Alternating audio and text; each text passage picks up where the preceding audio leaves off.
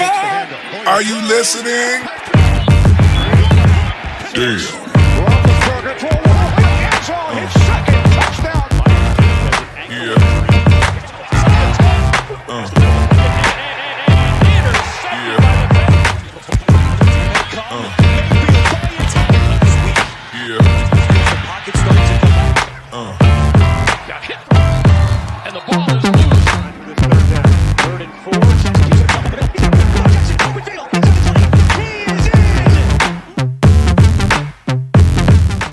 Welcome to another edition of the AFC North Talk, presented by True Classic. For an amazing t-shirt, check out your Classic, link in the description below.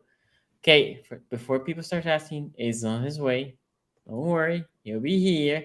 Ace will be here. We are going to have a lot to answer for, boys. Logan Wilson got his first interception of the year on. Don't do it. Don't do it, Tony. What do you mean? The same week JOK gets injured, we can't be talking about no Logan Wilson. Well, get ready for it because probably an hour from now. Oh, yeah, it's happening. It's 100% happening. It's happening. Noah Stone here says defense finally forcing turnovers. Queen needs to cash that. We need to get benched, according to one of the people on the show today. Yes. Well, anyway, shout out to everybody that is here in the live stream. By the way, can we appreciate that this week's results was literally the meme from the draft that like everybody won except for the Steelers? Can somebody do that? We need to put that on the AFC North Talk Twitter. Hey, week 3. Oh, that's right. Yeah. Soaking in, boys. All right, listen. Okay. I know we have. We're only gonna have 3 more of these opportunities where everybody else wins and the Steelers lose. I know we have a great following on Twitter. Please, right now, go tweet at us. I know that meme is out there. Just tweet that picture at Tony. Yeah, just tweet it at Tony. Tag at AFC North Talk. Tag at Tony. Just make his mentions full of this. Put Kenny and Tomlin. That's the only way that this gets better for Tony if Kenny Pickett makes that picture look stupid. But until then, he don't have to be good. Yeah, exactly. He don't have to be good. Just all he has to do is beat one team this year in the division. That's all. Make it less fun for us to make fun of him. You know what I mean? Like that's all you want at this point. God, the heel Tony can come out again. Hey, Bengal fans, remember how hard he went on y'all with the hat and everything? I know y'all ain't gonna pass up that opportunity. Come on now, he was going so hard. They only get one chance, and it's in Pittsburgh. And y'all won this week. Y'all got y'all first win of the year. I know y'all filling y'all oats. I know it don't take Bengal fans much. Send the meme to Tony. I was so obviously, listen to a lot of Bengal stuff over the last 24 hours. They're back to being very excited about. They're back. Right? It's amazing what one win over Joe Flacco and the Jets will do to you, which does give me some hope because the Steelers play the Jets on Sunday. So I'm like, all right, Wilson's supposed to play that game, right? As bad as I feel, not Logan, Zach Wilson. By the way, love the guy in chat who said the Logan Wilson hate is unreal. We all ranked the Bengals 2. Okay, we all said Logan Wilson is the second best linebacker in the division. This is why you mention his good player. I like that. I like that. It's hate. That man must be Ricky Bobby because if he ain't first, he's last, brother. I like that. I like that a lot, actually. This man here says Steelers definitely got a Canada offense. 33 cents worth for every dollar. Listen, I got, by the way, if anybody wants any Canadian gear, I got hats, I got t-shirts, flags, willing to sell it all, pennies on the dollar at this point. If you want anything. That poor man went all in. Yeah. And pisses me off. Look, Q, you watch that whole game on Thursday night. I mean, did that look anything like a Matt Can't? Like, it's just the same stuff. I don't understand how this team. Tony, let's kick it out. Right? Okay. Browns, Steelers. I'm just throwing it to you. What was your thoughts? Yeah, go ahead, man. Oh, that sucked. No, I mean that sucked a lot. And here's the problem, right? Because the Steelers got bullied in that game, straight up. I mean, before we talk about the offense and Matt Canada, the bigger storyline in that game, as much Steelers fans don't want to talk about it, is like that defense got bullied, straight up bullied. And it's not. I can't sit here today and say, boy, it's been a long time since this team got bullied because like it happened twice last year against the Bengals, and I mean, quite honestly, it happened quite a few more times in the running game because their run defense was so bad. But I don't know. I think the thing that hurt so much for me with that game on Thursday wasn't just that they got bullied by the Browns, but that they were so passive defensively. When was the last time you saw a Steeler defense that was that passive? They didn't blitz all that much. They certainly weren't creative in their blitzes. Everything was kind of spot droppy zone. Was comfortable though. Yeah, no, Brisset was totally in command of that offense, and he basically, Stefanski. Let's call a spade here, right? You got a coaching staff in Pittsburgh that's Mike Tomlin, Terrell Austin, and Brian Flores, right? These creative minds in that Steeler coaching staff. I mean, they got absolutely outcoached by Stefanski on Thursday night. No doubt about it. The Steelers stayed in base. I forget how many plays. I had the numbers, but it's a lot, right? A lot of the time they stayed in base, even when the Browns went to 11. And Stefanski looked it up and said, "Oh, you're going to stay in base? Well, we're in 11. We're spreading you out then. We're going to spread you out and get you into some really bad matchups." And they had Terrell Edmonds on Amari Cooper in the red zone early on in that game, and just like the world's easiest touchdown. Same thing. How did that make sense? Edmonds, because they were in base a lot. Yeah, no, they were in base all the time. Yeah, I mean, so basically, Edmonds becomes your nickel defender, or your slot defender in that case, because they were playing cover one. Yeah, I just and the thing that sucks about this game is that from an offensive perspective, yeah, it was bad. Yeah, I mean, I'm still on the when is Kenny Pickett coming in, because this Mitch thing is not working out. But quite honestly, they could have won that game offensively, especially in the first half. If you would have told Steeler fans you're going to score 14 points in the first half of this game in Cleveland, and it's not going to be by benefit of turnover, right? It's not going to be because they got 5 turnovers again. It's going to be, you're just going to have 2 straight up drives where they hit the ball, they hit the deep ball, and they convert for points. Game flow is almost a big problem.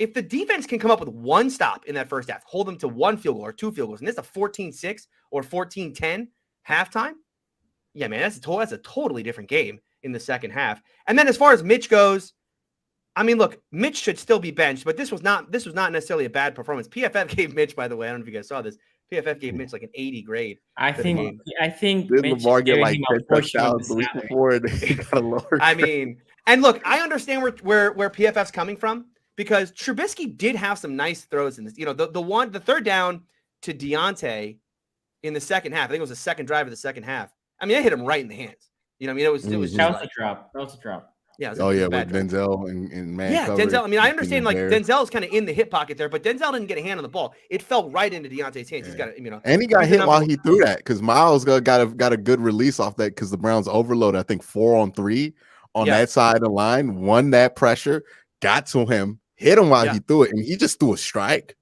I mean, Mitch wasn't horrible. It just, once this got to be a 9-point lead, I think every Steeler fan knew, all right, wrap this thing up. We can, what's that thing in Madden, sim to end of game? That's, I think, what every Steeler fan wanted to do once it got to 9, because I think we knew where it was going from there.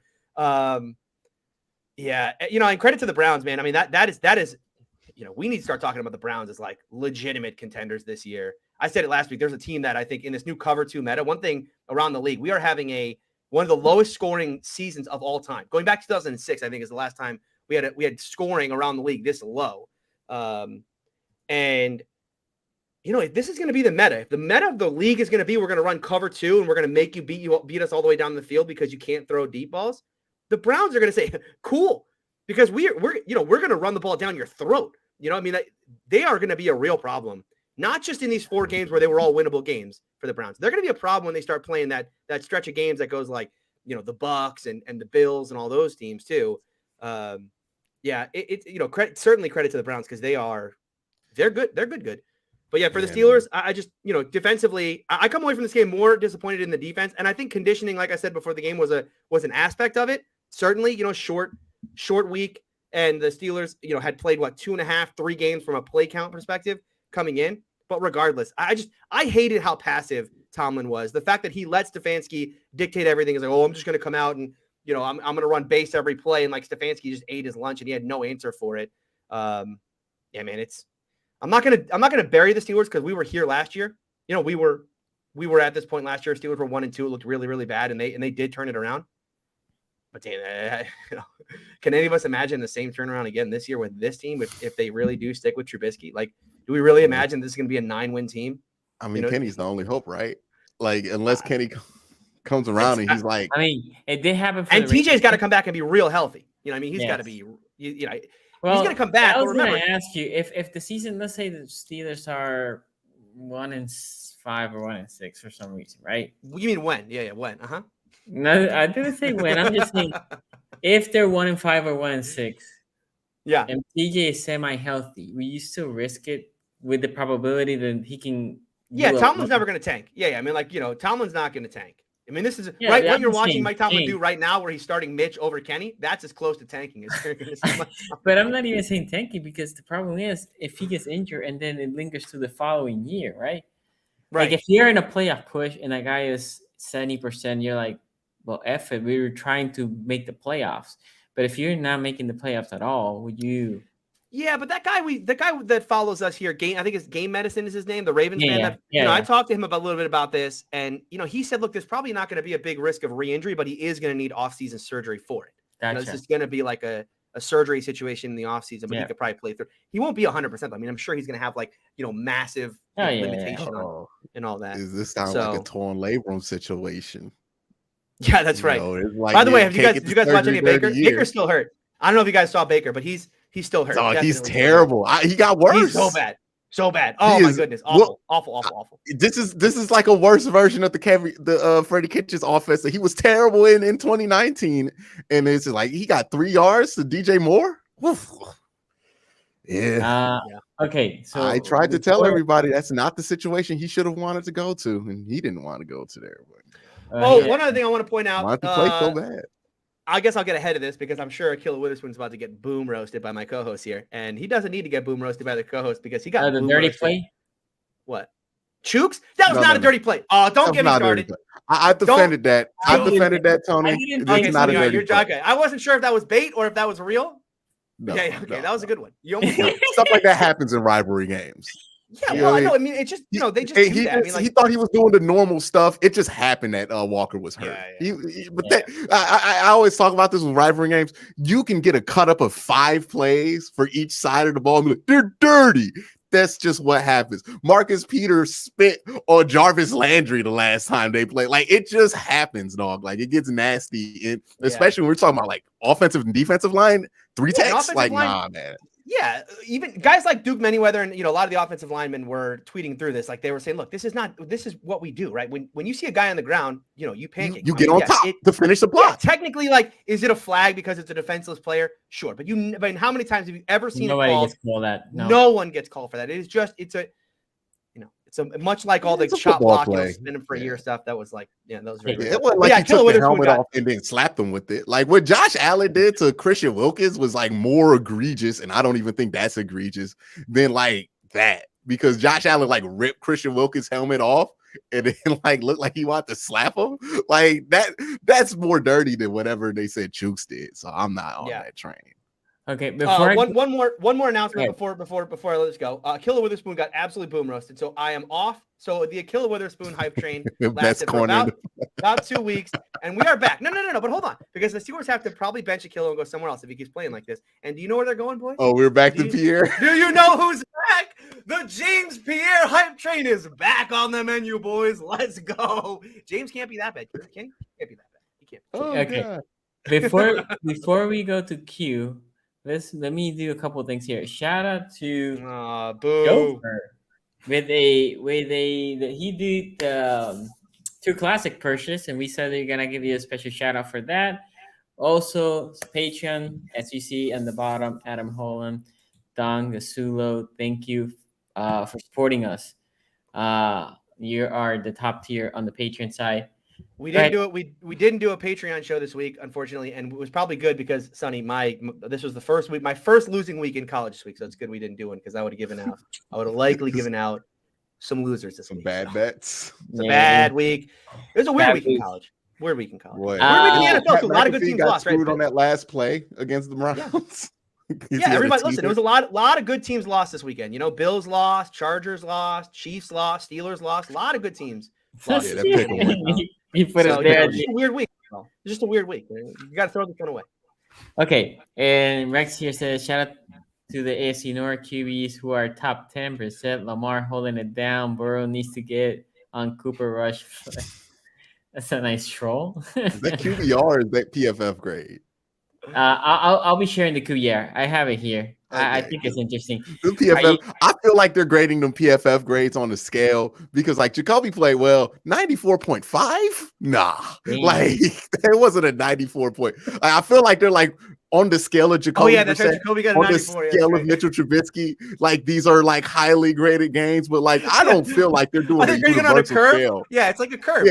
Yeah, I think this is a curve that they're grading it on. They haven't told us about. Curve you so that you can get you past this course. I think Lamar Jackson not having a 90 game yet. With the 2 games he's put out, the 3 games he's put out have been like, I don't know how that one gets graded out. But I know QBR, at least they use the same formula for everybody. Like I feel like PFF is starting to be like, well, the expectations for Joe Burrow are this. So if he does this, then we're only going to give it that. Like it's kind of weird.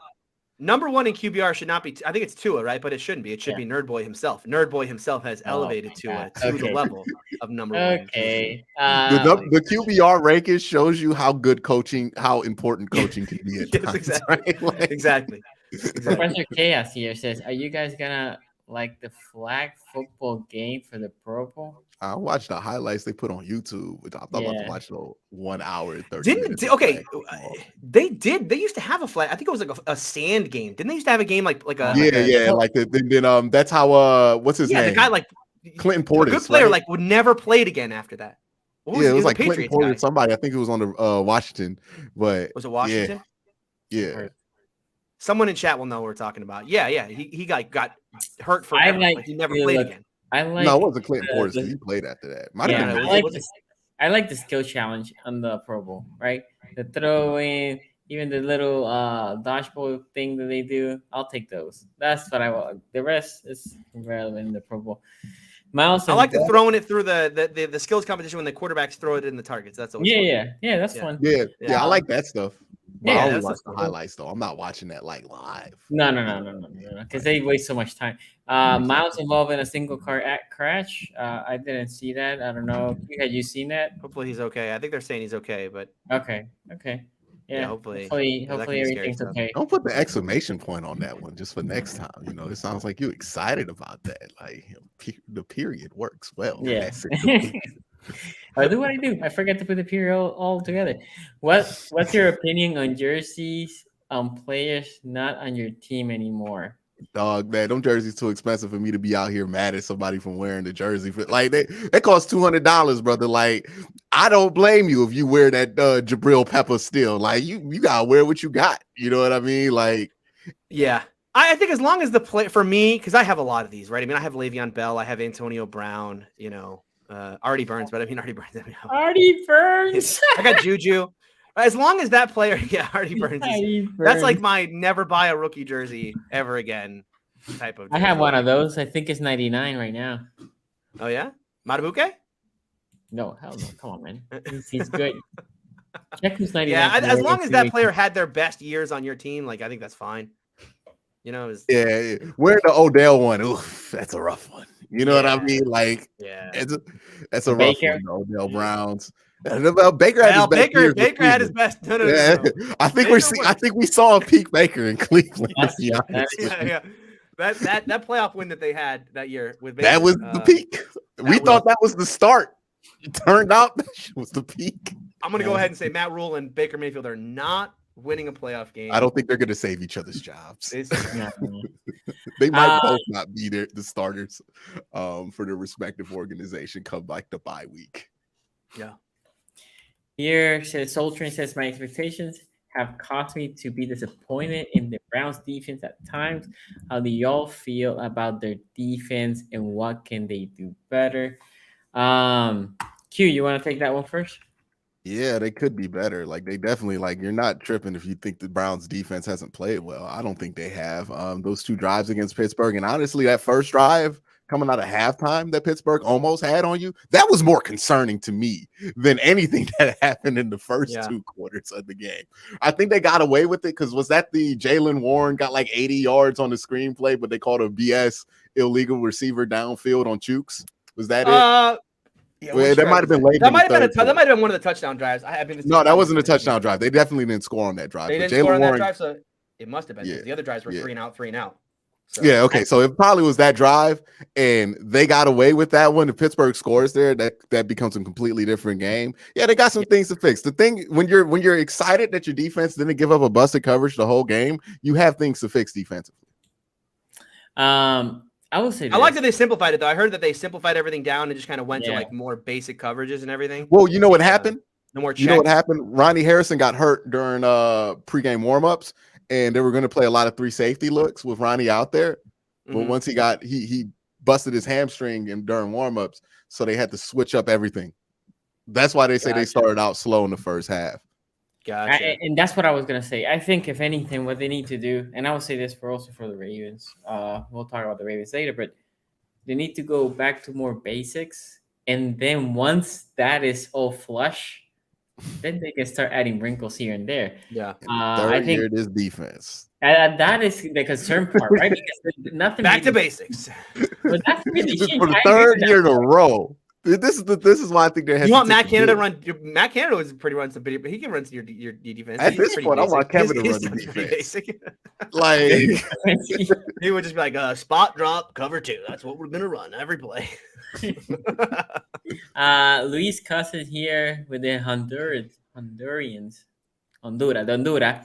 Shout out to all you guys. Tony, the Steelers are the totem ham of Tottenham, and that's okay. Tottenham's in the Champions League right now. Tottenham finished 4th last year. Tottenham is currently, I believe, like 3 points out of the lead in the Premier League. So this joke would have worked any other year, but this year, Tottenham's the team. Jaguars, well. Hey, Jaguars are. Jaguars are like one of those. Well, I'm saying like, don't the Cons own the Tottenham, or is that different? No, they own. They own Fulham. Fulham. They own Fulham. Yeah, different team. Yeah, but still, Fulham sucks. And Jaguars might actually be good. Here's Jaguars might be good, and Trevor Lawrence might be the real deal. Yeah. Myles is again, that game coaching, like, boy, nothing is more of an indictment on Urban Meyer's NFL run than what's happening right now. Because, oh man, how did he not get anything out of Trevor Lawrence? He can be like Saban, right? Saban went in Miami, not good. Well, Saban was decent though. He was 10-6. Nobody liked him. Yeah, they was like 10-6 that year, or like 500. No. They were like 7-9. I think they weren't. I don't think they were terrible, but they weren't good. They weren't. They weren't Urban Meyer. Yeah, they weren't Urban Meyer.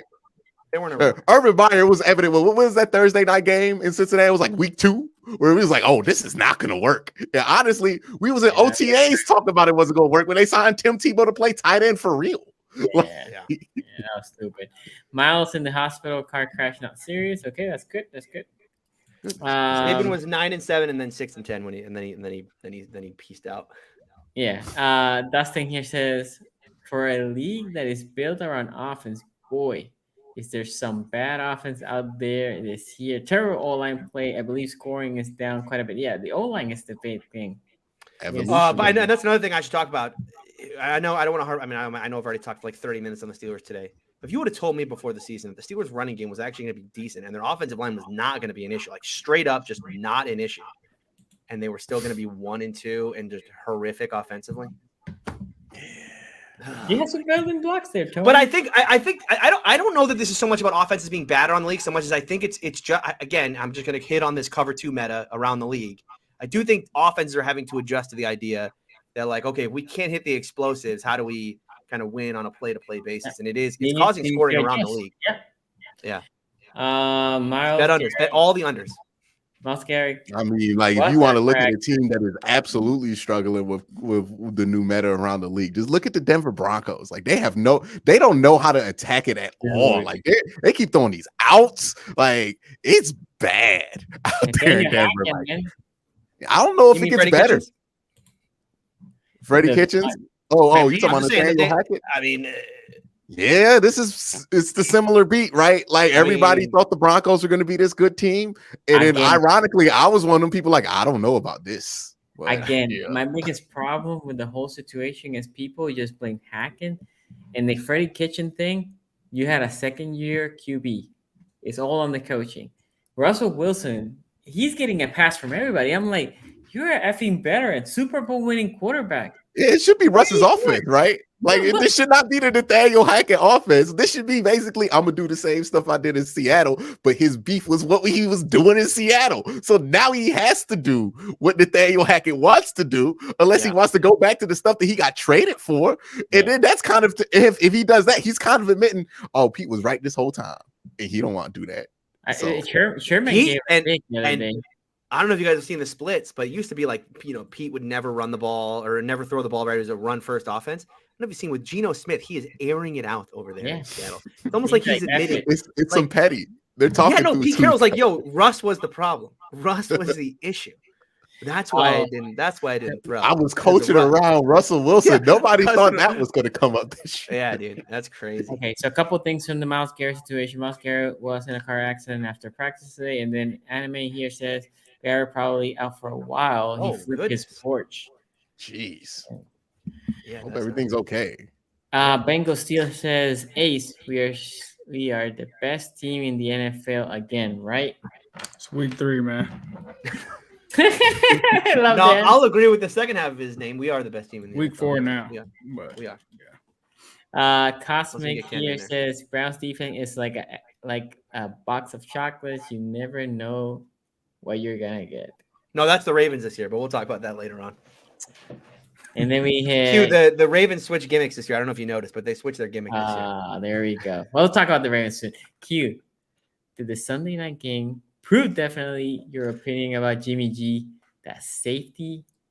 Did I need anything proven? Like, did I come off as somebody who was waffling on my Jimmy G opinion? I don't know. Let me ask y'all, do you not think I had a concrete opinion of Jimmy G in my mind like last February? Yeah, I think you waffled a lot of the offseason, if I remember right. Yeah, it was like a lot of like, shit. Famously, you never waffled on Jimmy G. Detail on why you guys should not have went after Jimmy G. I was saying this for months. He's not good. He was never good. And I think people have given him the floor that Kyle Shanahan gives a quarterback in that offense. And they assume that's Jimmy G's floor. Put Jimmy G with Matt Rule and see what's about to go down with that. You think Baker looked bad? Having the Steelers. I was just going to say, is he better than Mitch? No. He's about the same. Does Mitchell Trubisky run out the back of his own end zone? Does Mitchell Trubisky fumble the snap? Does Mitchell Trubisky throw a game-killing intercept? They had 10-5. The score was 7-5 that entire game. There was no rain. It was in Denver. The conditions are optimal for scoring points in Denver.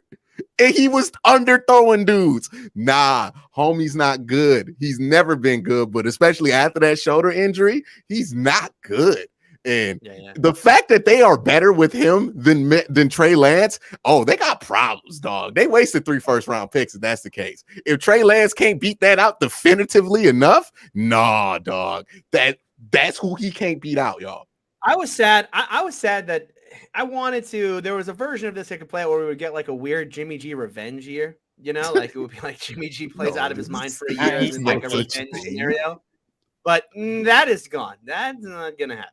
Yeah, everybody was like, "Oh, Jimmy G!" Like after you won that game that nobody watched, and then when you forced to watch Jimmy G, all of a sudden you start to realize there's a reason they traded 3 first-round picks for a chance at a quarterback. Did you see Jimmy's like body language after the game? He looked like he didn't care. He looked like he was like, because he's used to this. He's been doing this for like 4 years. Ace, this is not new to him. This is not new. An interception, a fumble, upset, not a anything. pick He's six, like smiling safety. and everything. This is what Jimmy does. This is why I say Jimmy's been holding them back for years. Okay, so a couple more. Is Myles okay again? We don't know much of the Myles situation. We had to, if we find out anything, we'll let you guys know. At the end, from DJ Rose, shout out to you, man. Thank you for the donation. At the end of the game, the Steelers did the most Brown thing ever. Last thing, did you really expect that a Matt Canada offense could execute the lateral play correctly? And by the way, horrific beat for anyone who had the alt line Steelers plus 6.5 is one of the worst beats you could possibly take. You said I'll take the Steelers. I'll take the Steelers at 4.5, right? Yeah, I took him at 4.5. I had a policy of like I'm never taking the Steelers to lose more than a field goal. Yeah, I probably still will take that. Anime here says, "You think Talon sponsors the Butt Punt?" That was horrific. Talk about God. Was that in the same game? No. The Butt Punt is the Dolphins one. Okay. I was like, say we had a butt punt and a walk out the back end zone safety pick six. That was Dan Orlovsky didn't do that. At least he threw the ball out of bounds, right? That was horrible. The butt punt, I thought. See, when I originally saw the butt punt, I thought he just hit it with the top of his toe, and the ball just like the guy just swam back. Yeah, the guy ran into the punt, which that was sad because I thought it was even funnier to me the idea that a punter could like shank it so bad that it went over his head into the end zone. But that's a great game. That Dolphins Bills was awesome. The physics of that would be impressive if he was able to shank it that bad. Yeah. Mr. Whisper here, Ace, thoughts on Mixon? Why can Perrine run well behind this line, but not Joe? Go ahead. You're muted, Ace. For me on this one, I think when I was at the Bengals Steelers game, it appeared like Joe Mixon hurt his ankle in that game early on. I think they brought Samaje in during that game. I think Zim has been talking to him. Zim, from what I've told, he doesn't think that it's an injury, possibly. He's just frustrated. I think that he might still be hurt. Who's to say? I think it's just a lot of frustration. It was obvious yesterday that Samaje was getting way more yards and definitely making better reads than Joe. I just think Joe is kind of in a funk right now when it comes to that running game for the Bengals. So I would say maybe it's the injury, but maybe it is just him, I don't know, clearly not having the same burst as Samaje Perine, who is not the fastest guy. But Joe's just struggling right now. He's got to get it turned around. Okay. Ace, they got to start playing Evans more. They got to bring Captain America. They did. There was a Chris Evans signing. We'll talk about that later. There was. Ace, I'm still amazed that T got that TD, got a TD taken away. That was a touchdown, bro. It was insane to see that. But we'll talk about that later as well. That was a crazy. Trey here says prayer up for Myles, and then Speedy here says I'm seeing Myles have minor injuries. Sounds like he'll be okay. That's good to know. That's good to know. Ace looks of what Cam Newton had that car crash like 2 days before he played the Browns. In 2014, it was the Johnny Manziel year, and then came back and threw for 303 touchdowns on us. Hopefully, it's a similar story for it. But whenever your car flips over, hopefully he had his seatbelt on, and everything else, and everybody involved in that incident is well. Yeah. Hopefully, he's even outside of Myles. You know what I mean? Yep. And I mean, as far as him having a bounce back game, he won't have to play Dan Moore next week, so he should be better. I remember one that didn't go well. It was a Corey Dillon car crash. He was on his way to the Bengals game, crashed, and Rudy Johnson got his first start and took his job. And Corey Dillon was pissed afterwards, like, nobody called me, nobody checked on me. I don't think Myles got to worry about Isaac Rochelle. You know what I mean? Here says fourth the win. Ace looks so relieved, like he finally finished passing a kidney stone for 2 weeks. Everyone else has a dark background. And he's really glowing on the screen. Wait. By the way, y'all need to. Oh no, he's still in last place. Never mind. I was gonna try to get you out that corner, homie. It was just a week ago. Seemed like the Buffalo Bills were so unstoppable, most unstoppable team in the league. Back to earth. Well, Josh Allen had a terrible fourth quarter in that whole game. Like those last two drives he had, like I want to know what the turnover worthy plays were because he almost threw like 6 interceptions. Like that was 2019 Josh Allen, those last two drives. Mm-hmm. Buffalo is they're not ready for that Florida Heat. That Florida Heat hit's real. There was that. I don't know if you guys watched that game live, but the amount of BS timeouts that these teams got from just like their players cramping up and they just would stop the play so the guy could. They needed to start calling like charging timeouts because there were probably I would say probably 20 stoppages of play because of guys having heat exhaustion throughout that game. Is Lamar better than Big Ben? Well, if you say Lamar, like in the last couple of years of Big Ben and Lamar, if you're talking about career, I mean Lamar's still in his 5th year. Big Ben had 15 years? So 5th year he had 2 Super Bowls, so yeah, I mean, like you would take the success that Big Ben had, but if I'm talking about individual players, I'm taking Lamar. That's I agree with that over statement. prime big man. Yeah, especially his playoff. I would say definitely his playoff performances for sure. You would definitely take those. I missed that from Minecraft. I mixed Dax Hill. Also, I had betted with my brother before the season that his team Eagles will play in the Super Bowl. Not wrong so far, but it's week 3. Yeah, very early still. Eagles look good though. Yeah, he does. They do. Joe good. Power says Joe proving why he's the best QB in the league with no help. He has no. I'm telling you. Coaching? I can't listen. I can't wait to play the Jets next week because listen, Bengals fans are like riding this high. We're back all the way back. This is it. Canada, Trubisky, just don't screw this up. Like let me feel. I want to feel something again. Like Bengals fans, I just want to feel something again. Oh man, what I just read: Myles flipped the porch with a female passenger. No life-threatening injuries, no drugs, or alcohol involved. Yeah, if everybody's okay, like you said, that's they good, man. Hopefully his pet. I know he has a dog too that he carries around. Hopefully that wasn't in there too. Yeah. Q and Tony, y'all feel about that jet sweep reverse flea flicker? Oh my god, that was a hell of a play. Dude, like 3 teams ran it this week. I know the Bucks tried it and it was bad. They fumbled it. They did. Yeah. Oh yeah. I didn't watch the Bucks game. That was so unnecessary, by the way. I think that was taunting, actually, because the Browns were having Justin, just give it to Chubb, okay? You want 7 yards, just give it to Chubb, okay? You gotta rub it in.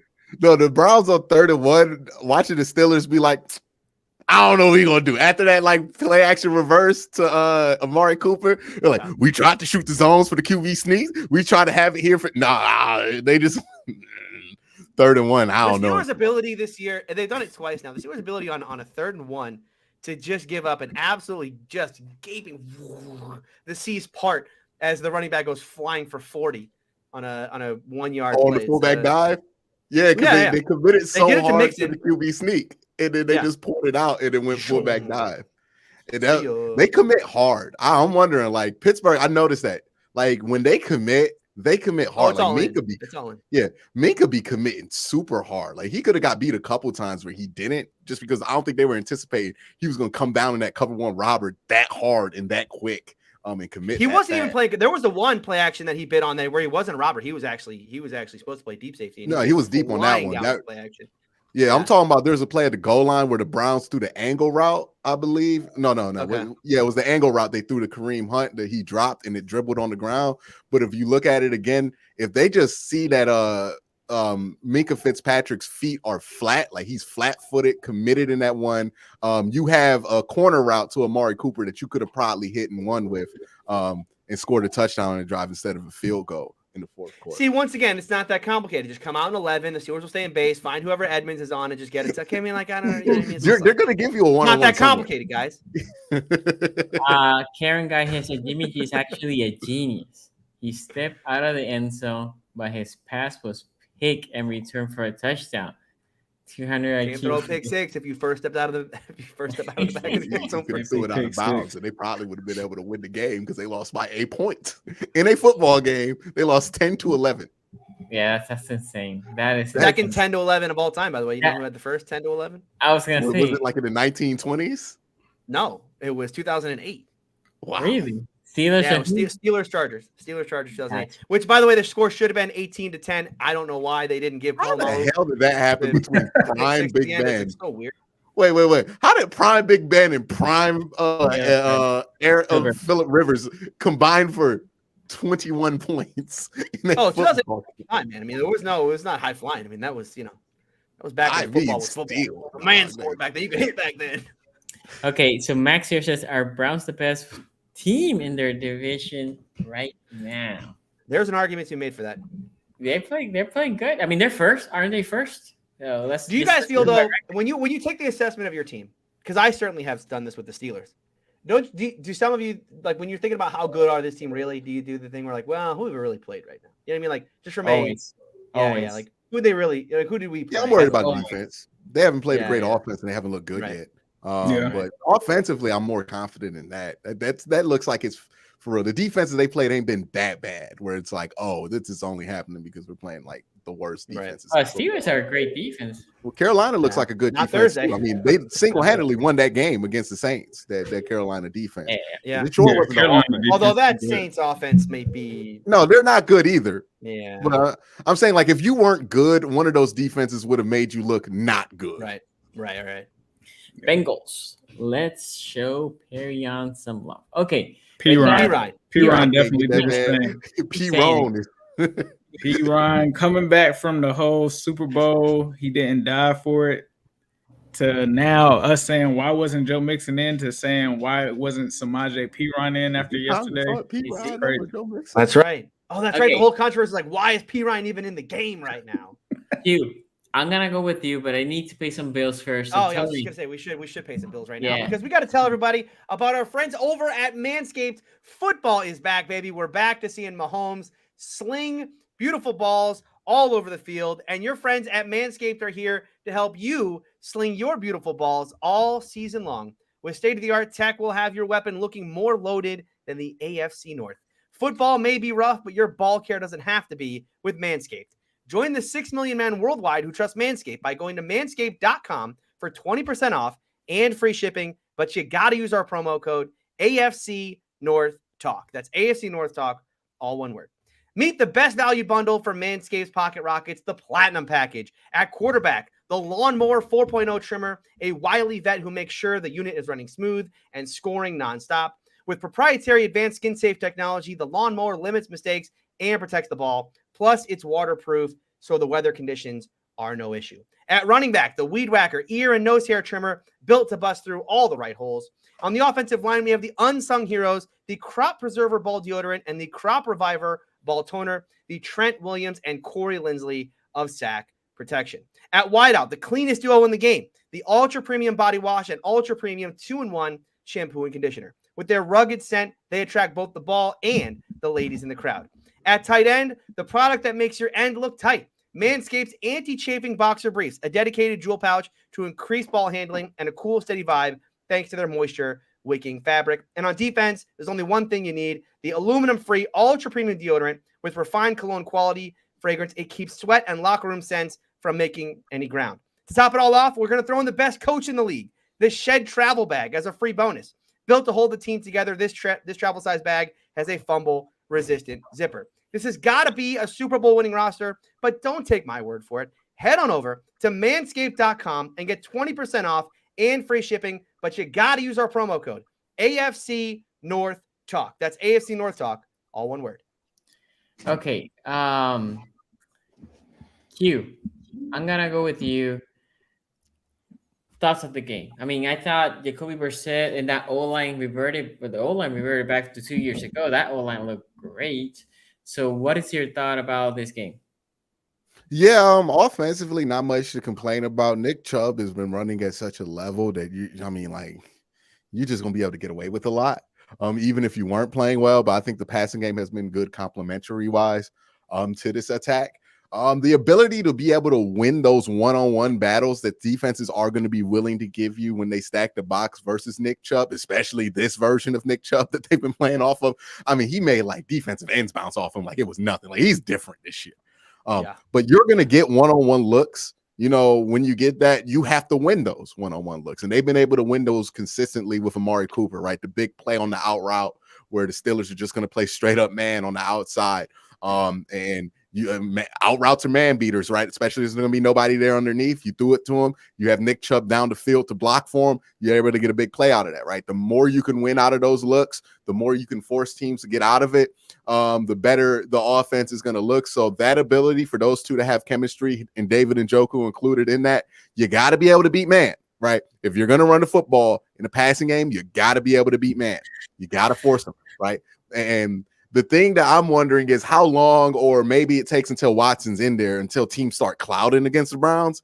Then you start clouding against his run game. That's going to be a whole nother problem, right? Yeah, you just can't do it. So, like, I don't know what the solution will be once teams have even more confidence in this passing attack. But that's the thing that the Browns have right now. They're able to win those one-on-one matchups. Teams aren't yet willing to get out of that in order to stop it. So as long as they're more afraid of Nick Chubb than they're afraid of the passing game, you're going to get those opportunities. You have to hit them. And once they stop giving you those opportunities, you have to be successful running the ball. But that's basically what the offense's game is, right? It's real simple, but sometimes simple is hard to execute. They've been able to execute that. When it comes to the defense, Denzel Ward had one of those games that make you question whether Denzel Ward is good. He has one of these every year, but this was bad. Now, I think game plan wise, he was kind of left out there. They just didn't want any miscommunication, so he was just on man a lot, and he's gonna get beat on comebacks on man. Like it's a man beater. You're gonna get beat on it. Like it's designed to beat man. So he didn't have his best. I mean, that's what. Yeah, especially with Deontay, who's a good wide receiver, right? Especially a good route runner. So he did not have his best day. I expect him to bounce back. I thought Greg Newsome played really well. JOK had actually a bad game before he left with injury. They were able to do some things with taking advantage of his aggressiveness to get him going the other way that not a lot of other teams have done. So he kind of struggled in that sense, and then he went out. I thought Taki, though, was really good. There was one play in which I think he carried. He saw that he felt, I don't know how he did it, because on tape, you look at it and you're like, I don't know. He wasn't in his peripheral, but he saw that there was a crosser, I think a deep cross to Chase Claypool in the middle of the field.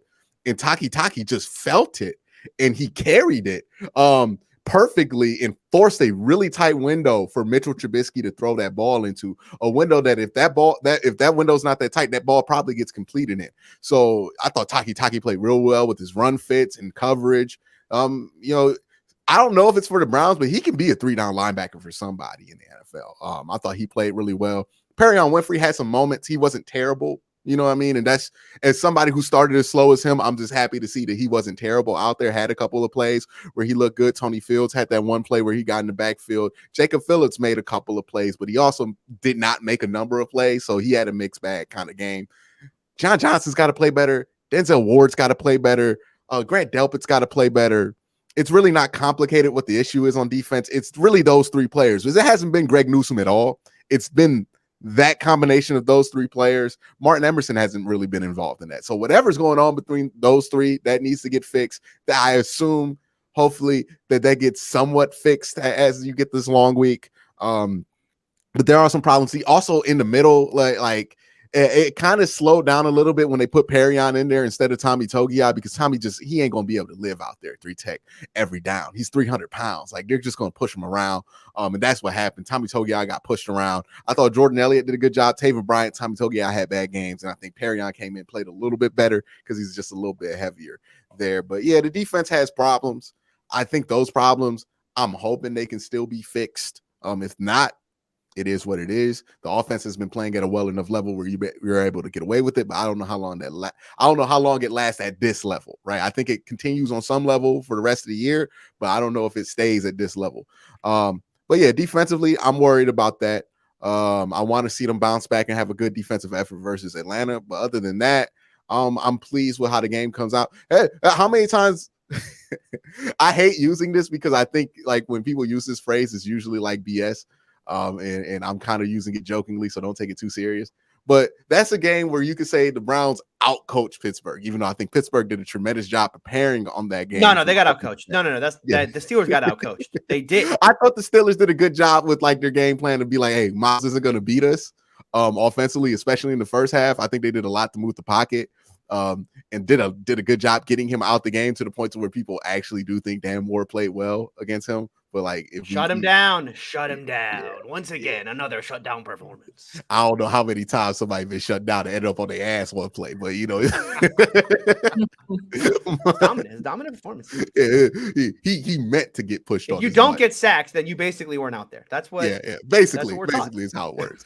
But yeah, the defense has some things to improve. We'll see what Myles Garrett's status is going forward. Like, I think that's a more serious situation than to speculate on whether he could play next week, to be honest with you. Yeah.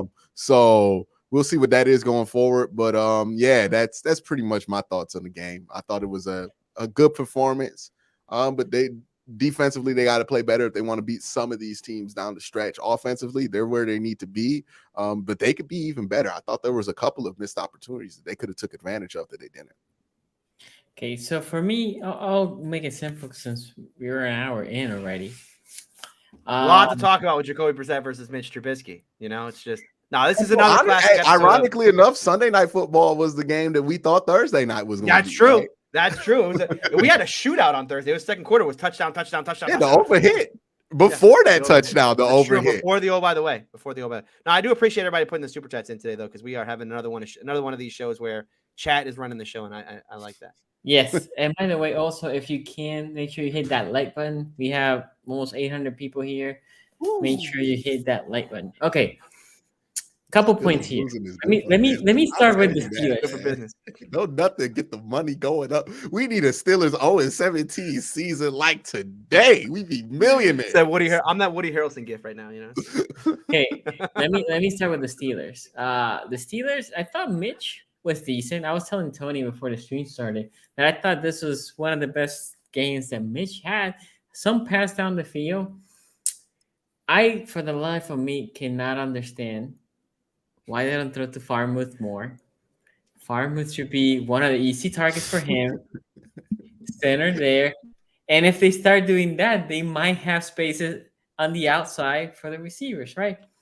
Tony made this joke. Yes, Tony, I'm gonna throw you there. But Tony said the drop was because you got a discounted receiver. Yeah, you get what you pay for. You get what you pay for. Listen, if you get Deontay at a discount, package. Yeah, that's right. You're not gonna get the 50. The 50 balls are 40-60 with the discount they get. Yeah. So in the contract says if you wanted the 50-50, you needed to add a couple million. Steelers said, you know what, we can save those couple million. Usually don't throw those 50-50 balls. We have Pickens now. Pickens, by the way, I don't think we have talked about the we didn't even talk about that. That was a hell of a catch. Pickens had a hell of a catch. Catch of the year? So far. It probably won't be. And that's it. I was telling also Tony, I said, like, the Steelers don't run a vanilla offense. They have like a water offense, like no flavor. There's nothing there. It's just people always say, oh, it's a vanilla. No, it's not even vanilla. This is just like nothing. I like vanilla. Vanilla ice cream is pretty good. You know. I love vanilla. Yes. Yeah, vanilla's good. But I like it. I love that comparison. Water. Their offense is water. It has no taste. There's nothing going on. Najee Harris, a running back that I know a lot of y'all love. He has his moments, but for the most part, could be because the passing offense is so bad, but I haven't seen yet for Najee what people want. I'm just gonna put that one out there for Tom. Jalen, I told you guys, Jalen Warren's good, man. I like Jalen Warren. I was like, man, I hope 30 don't get it.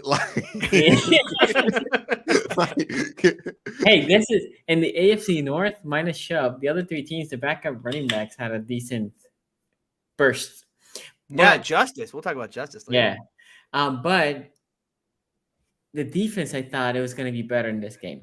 I think in the preview game, I said, like, can they stop the running game? That would be it, right? Yeah. There was no answer for Chubb. Chubb was a man among boys. He was just a man. And he's been like this through the whole year so far, right?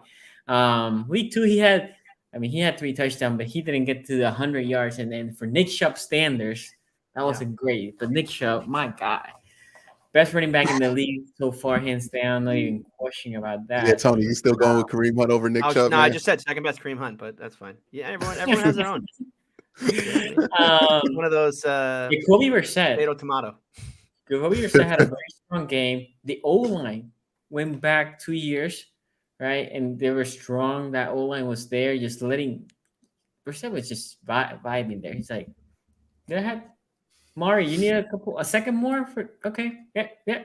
Amari Cooper, another strong game for Amari Cooper, and Joku showing what you pay him. The offense, I thought the offense played well because this is a strong defense. I do believe the Steelers are a strong defense, but the Browns outplayed them on offense, and that was the game there. That was the game. They no pressure on Brissett, no forcing, Brissett to be uncomfortable. Yeah, that was the game for me. Hey, they had that one play where they overloaded the A gap and Ogunjobi got through and got some pressure early and actually got the sack early. And then from there, they really didn't do what creative pressure did they even try in this game? Like, you lost TJ Watt. Why is it that like you're going to go vanilla 4 and like an event if TJ was there? Yeah, that's what I don't understand. Like, and I understand that they were just scared shitless that Chubb was going to run all over them, and I guess they were right. But well, I mean, they did it still. Yeah, the Browns do run a lot of counters, like so. Yeah, if you overload one side and they get to the outside, I guess that's right. But man, it just I ain't never the seen whole Minka idea make an open field tackle on Nick Chubb that looked good. Like I thought Minka had a pretty solid game in the run defense, other than the one play where he just was he was like, oh, Nick Chubb already has a head of steam. Nah. But Ace, tell me, what is your thoughts about this game? Yeah, I think with this game, at first it was a little closer than I thought that it would be, especially being that, the Browns have a pretty good offense when it comes to scoring the ball. But I thought that this game kind of went with what I alluded to kind of the last game. Like the Browns have a passing offense now. You talk about Amari Cooper. They just injected David Njoku into that. This isn't going to be a team that's just only going to be limited to running the ball. They're going to have some opportunities to make some things happen through the air, and I think that's good for this offense as well, because although it's super hard to stop Nick Chubb and these guys, you need it every once in a while to be able to throw to a receiver that you can count on. And a lot of people coming into the season try to say that was still a weakness for them, right? They were like, oh, they've got Amari Cooper and who else? Well, now they have David Njoku. He's the other guy that's going to be the 1B to that receiving attack that they have there. I think that was impressive. I mean, I always thought Jacoby Brisset was better than people really gave him credit for, because we've seen him play at other places. I think that he played well in this game. The PFF grade was a little crazy, especially because when I looked at next-gen stats, I think they expected him to have the expected completion rate was, I think, 74%, and he did 67, which still isn't bad. But yeah, I think that he played well. For the Steelers, I think that it was a situation where I was looking at them. I actually thought that Najee at the beginning and when I was watching actually was it appeared to be on the way to one of his best games this season. Yeah. It just started to slow down a little bit for them. Deontay Johnson was out there doing his thing. George Pickens was doing his thing. I just keep coming back to Mitch Trubisky is the guy holding this offense back. Now, I know that there are people like PFF saying, hey, he played good. I mean, we all saw that play that could have been an interception that Mitch almost threw there at the end that really would have sealed this game. For them, I think it comes down to, is Mitchell Trubisky holding this offense back? You see George Pickens kind of getting frustrated. I think Quincy just showed something on Twitter with Deontay Johnson wide open, getting frustrated that Mitch is missing him. I think that they need to put him in. Are they going to do it? I don't think so, because Kenyon, afterwards, Tomlin says that, they're sticking with Mitch. They're not going to bring Kenny in. I think Kenny's the guy. I think as long as they're stubborn with this, we're going to see Mr. Trubisky kind of hold this offense back. Not to say he didn't do okay. It wasn't a bad game per se for him, but he didn't do anything where you were worried about him being in position to win the game. The other thing I'll say is this too. Stefanski, he normally, when he gets a lead, he kind of gets conservative. I liked seeing him be more aggressive and kind of keeping his foot down with the Browns at the end of that game, because typically he will kind of get into these conservative things, and that sometimes lets teams back into the game. Was glad to see him keep strong on that standpoint. But I think the Steelers, I just saw this stat or whatever it is. They're 0-6 without TJ Watt. How long is that going to continue? When TJ Watt is not on the field, now I do feel like Highsmith played well. I won't take anything away from him, but how much does that affect their defense, and how longer does that trend continue? I actually think it's more so to do with Mr. Trubisky starting at quarterback, but that's neither here nor there. But I do feel like the Steelers put up a valiant effort against the Browns, because I didn't think that this one was going to be close. We all saw that the way that it ended. I mean, this game was much closer. Yeah, it was one if you actually watched it. So 6-point game, yeah. I think that they gave a valiant effort, especially coming off of the situation that they did. Q. All right. I'm going to find a way to flip Kevin Stefanski's year last year into a positive. Who knew he was able to prop up Baker Mayfield to be the 29th best quarterback in football? I mean, look at it. This is the QBR, by the way. That's QBR? Okay. Yes. So QBR. I know PFF is 33. There at 2.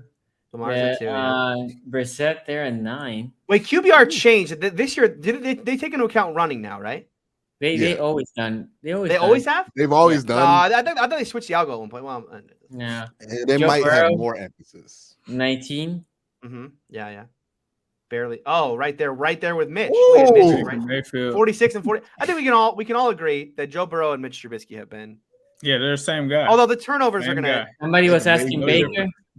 By a margin, by the way, yo, like 4 points. There's Baker. Man, dude, moment of silence for Justin Fields. Hey, bro. It wasn't. They're 2-1. It wasn't Adam Gase. Okay. Was it Kevin Stefanski? Or not Adam Gase. Matt Nagy. What am I talking about? Matt Nagy. Yeah. Yeah, I mean, I did Adam Gase, Matt Nagy. We have a couple super chats. Let me go with the super chats before we go. With Miami having 2 lightning fast players like Sheeta and Waddle, will we see Dax Hill Thursday? 4.3 speed can only help the secondary. I think you might see a little bit more Dax Hill, especially against Miami. They're a good team. Great weapons over there. So possibility that we could see Dax Hill. I think he was in 5 snaps last game. So maybe this is a situation where you see more because I don't believe Miami runs 12 personnel. So I don't think that you'll really run that risk, especially DJ Reader's out possibly as well for this game. Yeah. So there is a possibility. I think that you could see Dax Hill for sure. Okay. Professor Cal says, do you guys see the stat, the most rush yard for the first 3 games for the Browns since 1958? This is a true zig when the rest of the league is zagging situation with Cleveland. And it is very dangerous for those of us. Yeah, it's very dangerous for those of us who are not Browns fans. Yeah, I think everybody else's run game, if we're talking about running backs, has not in the division measured up to what the Browns are doing at all.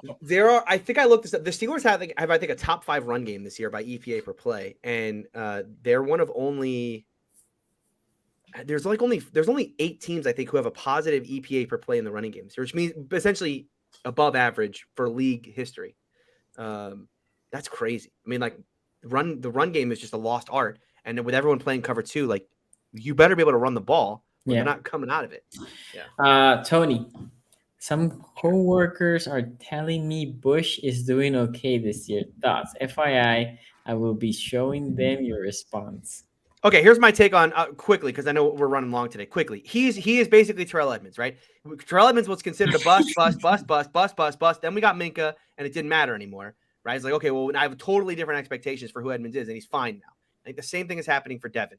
It's like bust. Oh, we have Myles Jack. Okay, my expectations are totally different. I don't need him to be like a spectacular playmaker. I just need to be in the right place at the right time. I think generally this year he's done that. He is not a massive liability out there, although he still is getting rotated for Robert Spillane. So that will tell you what you need to know about Devin Bush and whether or not he is. He's still not the 10th overall pick in the NFL draft. Miami might lose all the picks with their issue. Tua should sue. Back issue. Fake news. Find a new slant. Back issue. Not a concussion. That's what Tua said. That's what Tua said, right? They're all sticking with it. They all get their story straight in that locker room and have it. I mean, look, you gonna commit a crime. You gotta make sure the story right. Get the story right. The halftime adjustment was, let's everybody get on the same page with what Tua's injury is right now. By the way, if you stumbling after a back injury, that's more concerning than a concussion. I agree, right? His back locked up. Yeah, my spine discombobulated for a second. I'm good. Q, do you think our game will move to the Hurricane Ian? It will hit Atlanta on Saturday. I got bigger things to worry about if that's the case than about the game on Sunday. There's 3 of us on this show today who are not looking forward to this hurricane. Everybody but Sonny got bigger things to worry about. Yeah, that's right. I'm a little far from it. Okay, let's talk about the Bengals, because I know the Bengals are feeling high. I think the Bengal fans, I heard it. I mean, I got tweeted like, "Oh, Bengals fans are coming, best team in the North again." Blah blah blah. I got message from it, and some people are to me. I'm just I want to feel this again, but go ahead.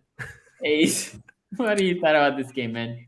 Yeah, I mean, I think that this was a good showing for the Bengals because they've come out slow in a lot of games. And the one thing that I talked about last week was the play calling, right? Zach Taylor's got to be a better play caller. Offensive line has to play better. They got to start fast. They talked about actually receiving the ball instead of kicking it. Traditionally, the Bengals, when they win the toss, even last year, they would always kick it and go out there on defense first. Immediately came out, on offense. And the first thing that they did was the exact opposite of what they did last week. No targets to Tyler Boyd, no targets to T. Higgins. First play, targeted Tyler Boyd. Second play, targeted T. Higgins. You know what? Stuff started to work. Then on the third play, it got very creative. They ended up running a trick play and took a deep shot, something that they haven't really done this season, right? They took 3 deep shots in this game. That was something that people are like, I don't care if they're playing cover 2 or not, which the Jets really didn't do that much in this game, but you got to take them anyway, right? Then they end up having to delay a game. T. Higgins, again, first down. This whole first drive was all T. Higgins. He literally was going crazy off the get-go. They go with a mix and run. They go with a mix and pass. Then they go back to Tyler Boyd. Then they have an interesting thing. Another issue that they've had is struggling in the red zone, right? They scored on 3 red zone plays. 2 of them were called back. The first one was a very creative kind of shovel pass play. It really reminded me of what I saw in the Ravens game with Lamar Jackson and Mark Andrews. It did something similar with Tyler Boyd for him to run it in. Gets called back because of Volson with the hold on that one, right? Then he goes to T. Higgins, the infamous play that everyone's saying should have been a touchdown. T. Higgins jumps over DJ Reed, gets his toes inbounds. They call it as not a touchdown. Cool. Joe Burrow, a lot of people last week, Bengals fans, a lot of them were saying, you know what, Joe Burrow's holding on to the ball too long and all of that. And I told you guys last week, that is what Joe Burrow's best asset is. He can find something when everything breaks down. What does he do? He does the same thing. A lot of people are probably telling him to throw it away, find some Samaje Perine in between the linebackers, steps in for a touchdown. Bengals go up first. Then you see the defense kind of step it up. We already know that the defense is solid. Like we're not really worried about the Bengals defense because they've usually had a good showing. But the thing in this game that was impressive, a couple years ago, if you guys followed New Stripe City, you know that I used to kill the Bengals for their linebackers, right? It wasn't until we drafted Logan Wilson, Jermaine Pratt, and ADG that I finally came around on them. ADG yesterday being in for Jermaine Pratt, who was out, was just an animal on the field. This dude had 13 tackles. It seemed like every single play this kid was in on. He stepped up big time. Jamar on the second drive has the quote-unquote fumble. The refereeing in this game, I'm glad we won by a decent amount because the refereeing in this game was a little crazy, especially on the Jamar fumble. And certain fumbles that Joe Flacco had that were not deemed fumble. That was a little crazy there. DJ Reader, I think, was really putting his stamp, but we end up losing him, I think, after the first half. That's a big, tough loss because we all know back in 2020 when we lost Reader, the run defense completely goes out of the window. One of the reasons that the Bengals are a top run defense is DJ Reader. Now, I think at the time they were only averaging 2 yards per carry while that was going on. Without Reader, it went up to like 3.8 in the second half. But the one thing that I feel like sticks out the most for me in this game as well is just the way the defense played as well. We could talk about the offense. They came out, they did what they needed to do. But this defense, bro, they have not really given up touchdowns this year. Now, we have played a lot of weak teams as far as offensively, so I'm really waiting until Thursday to really put the verdict out. But the way that Cheeto was playing in this game, I don't know what the Jets were thinking with Joe Flacco just constantly targeting Cheeto. But it wasn't working. I would assume that if you're going to take and target someone in this secondary, you're probably going to go after Eli Apple. They went after Cheeto. He completely shut Elijah Moore completely down. Garrett Wilson was able to make some plays, but those were really on Mike Hilton in this game. I still think Mike Hilton had a good game because his strength, as Tony has said most of on this show, hasn't really been coverage, right? It's like when you send Mike Hilton on a blitz, they did that more in this game. Mike Hilton almost had a pick six at one point that was reminiscent of what we remember in the Tennessee game. The big negatives in this game, I think Jamar Chase really struggled this game. I think that Joe Mixon. Now, Jamar Chase does get the touchdown, but the one thing that I will say is the Jets are a good team. Like, when you look at this team as far as the talent, Garrett Wilson, Sauce Gardner, DJ Reed, like they got some dudes. The dude that Quincy was talking about, Quincy Williams, saw that guy in on like nearly every play until he ended up leaving the game with the injury. Jets got some dudes, but the Bengals defense Quincy just might be really better showed than up to Quincy. play. Trey Hendrickson just was playing like a man possessed yesterday. Like Dude went crazy. That's probably the best Trey Hendrickson performance that I've ever seen. Put George Fant on the bench. Dude had about, I think it was 3 sacks, 2.5, whichever one you go by. He was a menace yesterday. The other thing that I like, though, is once they got Reader out, we finally saw that package with Joseph Osai, with Sam Hubbard, those guys all on the field. So I thought that the defense played well. Logan Wilson, bro, that covered that. Everybody's been running Tampa 2 and cover 2 on us. We decided to run Tampa 2 on them. He drops back. This dude goes up like he's a safety, grabs the interception. The way that they played on defense was amazing. I feel like the offense got off to a hot start in the first half. In the second half, though, I think that they slowed down a little bit after they got the touchdown to end the third quarter. I would have liked to see some more consistency. That's the thing with the Bengals. They only play one half of football. We still haven't seen them play 2 halves of football. You also had a miss by McPherson at the end of the game. That was something that I saw there as well. CJ Uzomah, didn't really see him, didn't really hear from him. A lot of people talked about the Bengals. That was a major loss. I saw him get 1 reception for 5 yards. I think Logan Wilson had more reception yards than CJ Uzomah did. He's been bad. He's been bad. He's been bad. But other guys that kind of flew under the radar that stepped it up, Cam Sample, thought that he had a good game, especially. Wait, what? Did he say something nice about Cam Sample? Oh, no, not Cam Sample. Okay. No, not Drew. Drew Sample. Not Drew. Cam. Oh, I was going to say, no way. I did say something nice about Asi. Came through with a nice little block on one of those plays.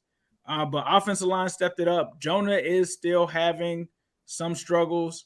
Lyle Collins had a little bit of a bounce back game, but I think that the way that Joe moved in the pocket was great. I think that him coming back, getting this 3 touchdown game was good. There were some plays. I think there was a Hayden Hurst one that was tipped up, could have been intercepted, was not. But I love the way that Joe came back in this game. Love the way that the offense responded. Love the game plan that they put together. This is what we need to see. Like, the other stuff was just like Tony said it. I called it the Midwest Matt Canada offense because it was definitely watery before this game, lacking creativity. Seems like the Bengals coaches listened. Let's see what they do this week. But Bengals needed this win, bro. They couldn't start 0-3. So I think we're in a good spot headed into Thursday. Okay, everyone who was in that. Oh, okay. Go ahead. No, go ahead. Go ahead. I was gonna say, and everyone who was in that Twitter Spaces during the Logan Wilson segment of our Twitter Spaces, we were doing the what coverage and everything. Yeah. Watching Logan Wilson be a Tampa 2 linebacker who was literally 20 yards down the field when he got that. It was like they were all the Leo meme. Like, well, we were trying to tell you this whole time. He used to play safety back in college. Yeah, he used to be a safety. I think he also played receiver or something like that as well. Okay, for the persons that are talking about Myles Garrett, here's the. Oh my goodness! Thank you for the person that tweeted at us. Wow. So that's the accident, man. Yeah, that's the accident. Exactly where he was at. That's a dangerous place for real. When you're in a low car like that, going fast, the roads are wet. The road there, that's in like Medina, right? That's what they said. Yeah, so it's like the road kind of like curves and everything, and there's no guardrail, as you can see, right, for you to just slam into. So hey, you can go off in there and run into it. I done had my car totaled once just driving on the road like that, and a deer just popped out of nowhere to smack my stuff, totaled the car. So it's those back roads, you got to be real careful, especially when it's raining. You know, I'm glad Myles got out there healthy. Hopefully, homeboy gets himself a truck. There's a reason why they drive him in Ohio. Because that's how the roads go. Brother got to get him a Jeep. Everything that has been said online is he has minor injuries. He went to the hospital, but getting treated for minor injuries. Anyway, I know Q has to leave soon. So Q, what is your take on the Bengals game? Yeah, I'll give my quick thoughts on both the games real quick. Yeah, go ahead. Well, the Bengals game, I felt like that's more, if they're going to be this inefficient, they might as well be aggressive. And that's what I like to see out of them. They were more aggressive this week and attacking vertically.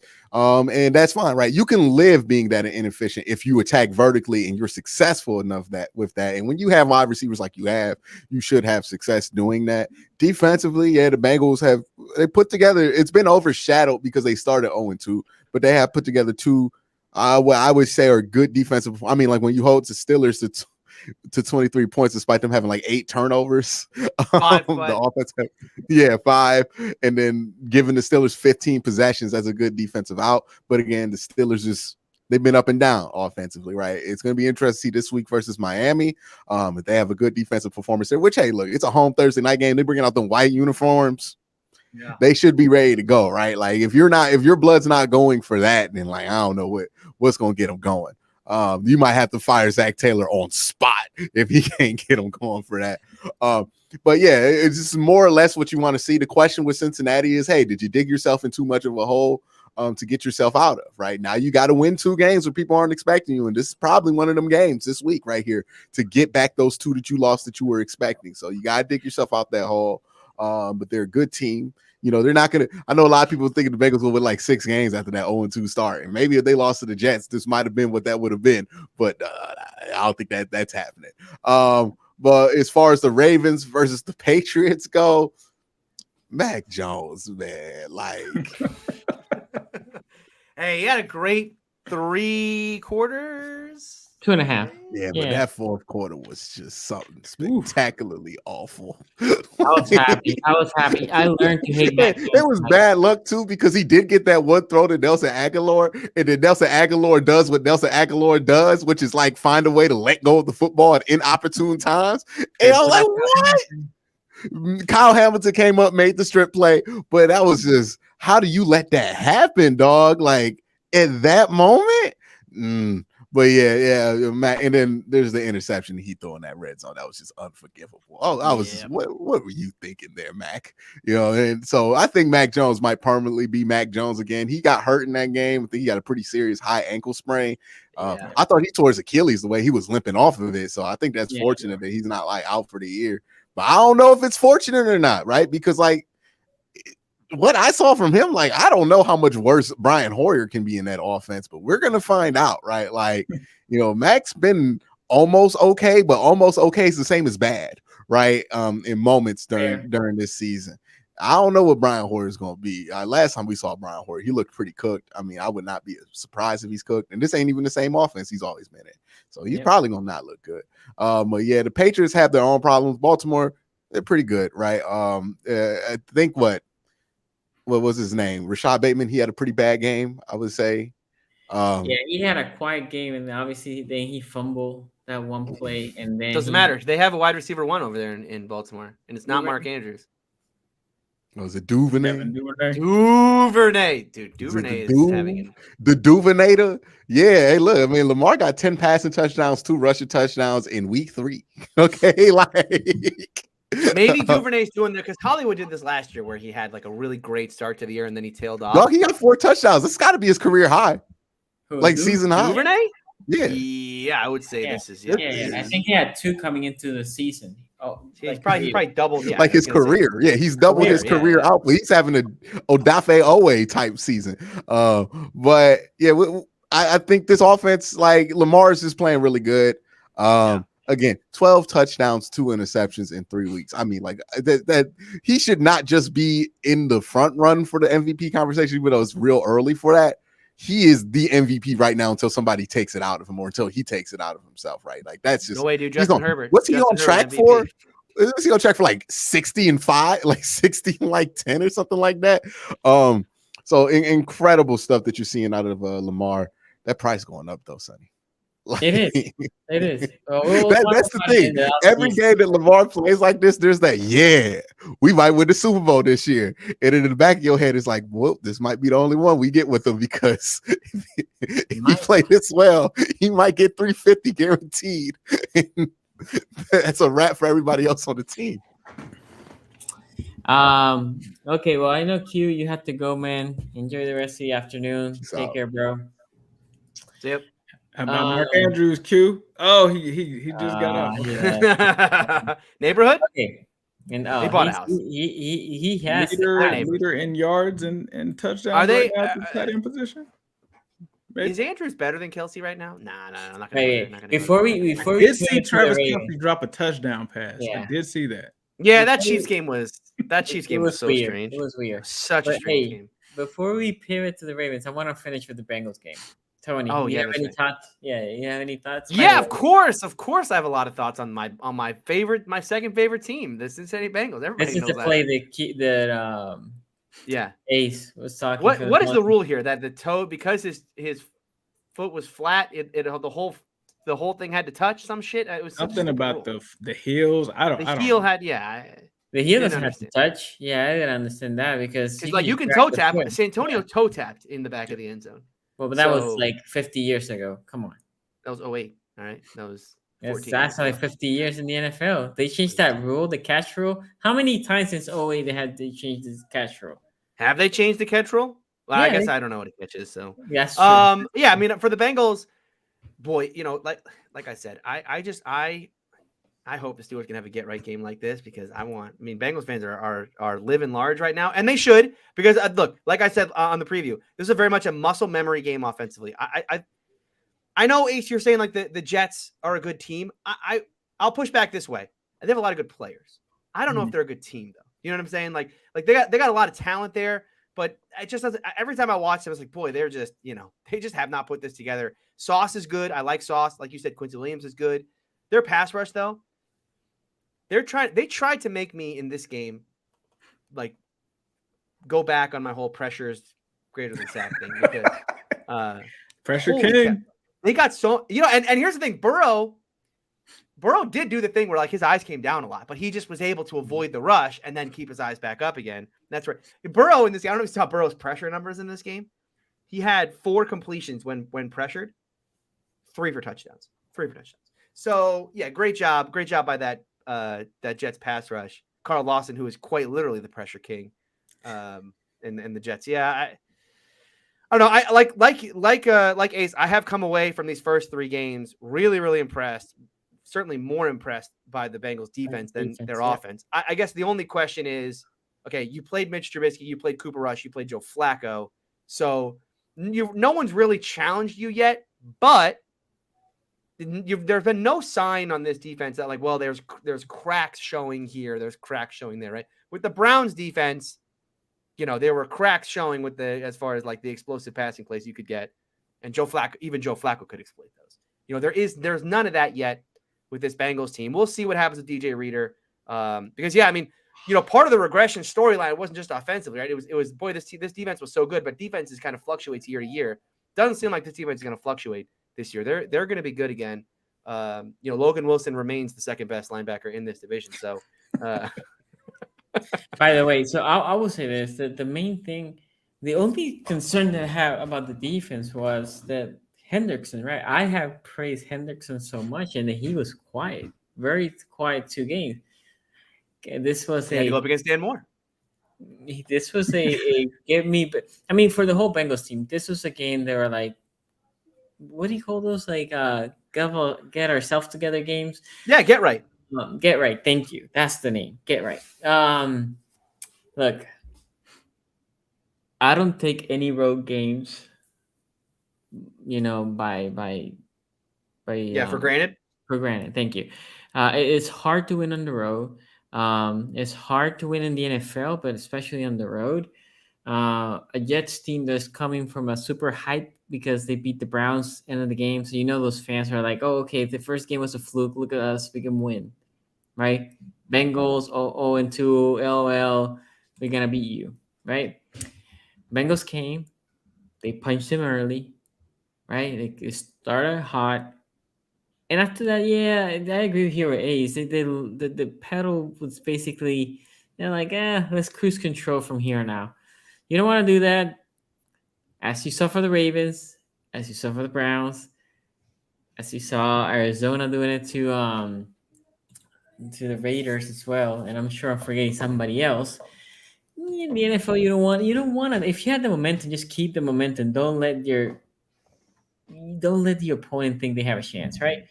Obviously, the game wasn't close, but again, we've seen in week 2 crazy things might happen. Look, Tyler Boyd had a strong game. It's been a minute. I feel like that I've seen Tyler Boyd had a successful game like this.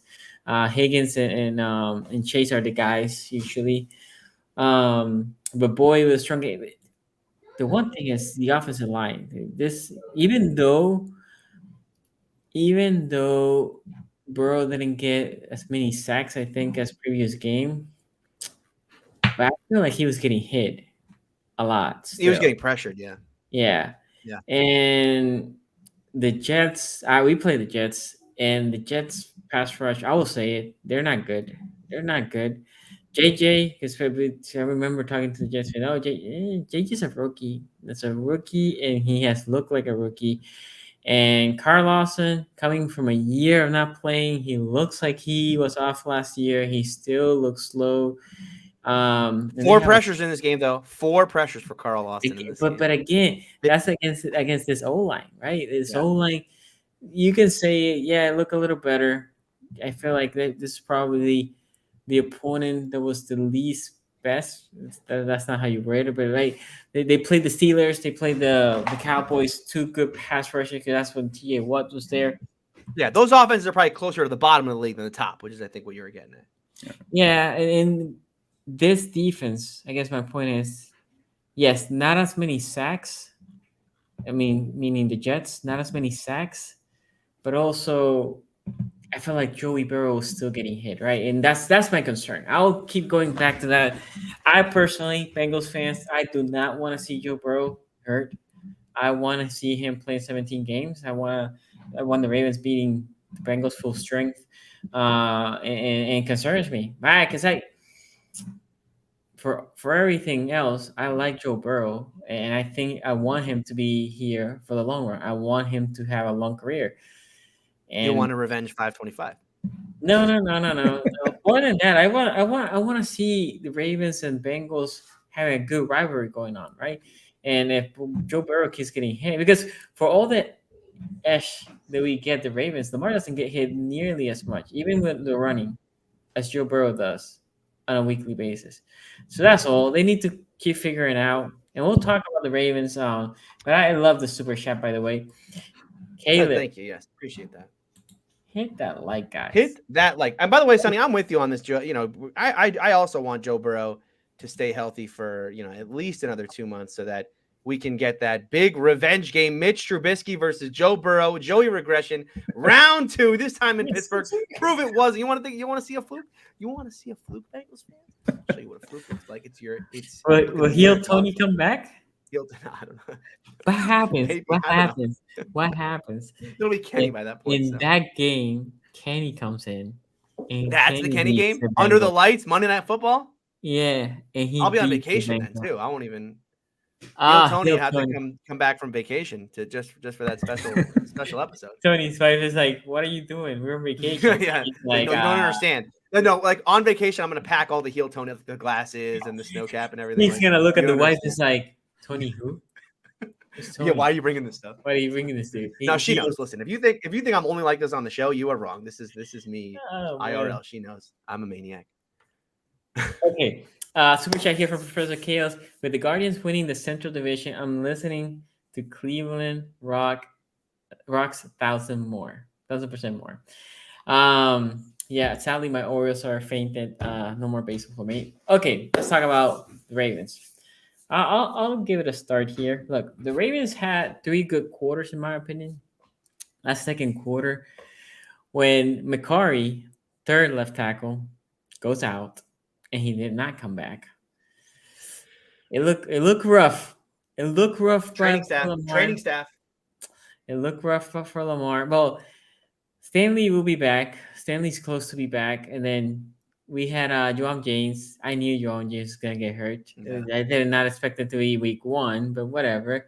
And then McCarry, he stepped over Hill's foot. So McCarry's not done for the year, by the way. McCarry should be back. I just don't think he's going to be this week. Not soon, right? It'll be a couple weeks. Yeah, a couple weeks. And by then, I think Stanley will be back. Right? So he will be back to being the backup tackle and guard. Okay. So that second quarter, Lamar was getting not pressure. He was getting sacked. The Ravens, I think Ace brought it, Matt Judon for this game. Matt Judon was contained. He got 1 sack. I was telling Tony I hate these sacks where the quarterback scrambles, so he goes outside. And if he goes outside behind the line of scrimmage, they say, who was close? Right, yeah. Who touched him? Who touched him before he went out? Oh, yeah. Matt Judon didn't touch him. He pursued him. Okay. Hence, he got the sack. But He had one like that against Trubisky too. That's funny. Matt Judon, yeah, okay, so he has two like that. Okay, but the other guy, which I can't remember his name, he was Wyatt. Thank you. He got his sacks in that second quarter. He ate Falele alive. Falele, his second quarter, I can only imagine he just wanted to cry. He was like, I'm gonna quit. Who was the dude in the Colts that quit halftime? That was corner. He was a corner. I can't remember, but I can only imagine Falele like Vontae Davis. Yeah, that's the dude.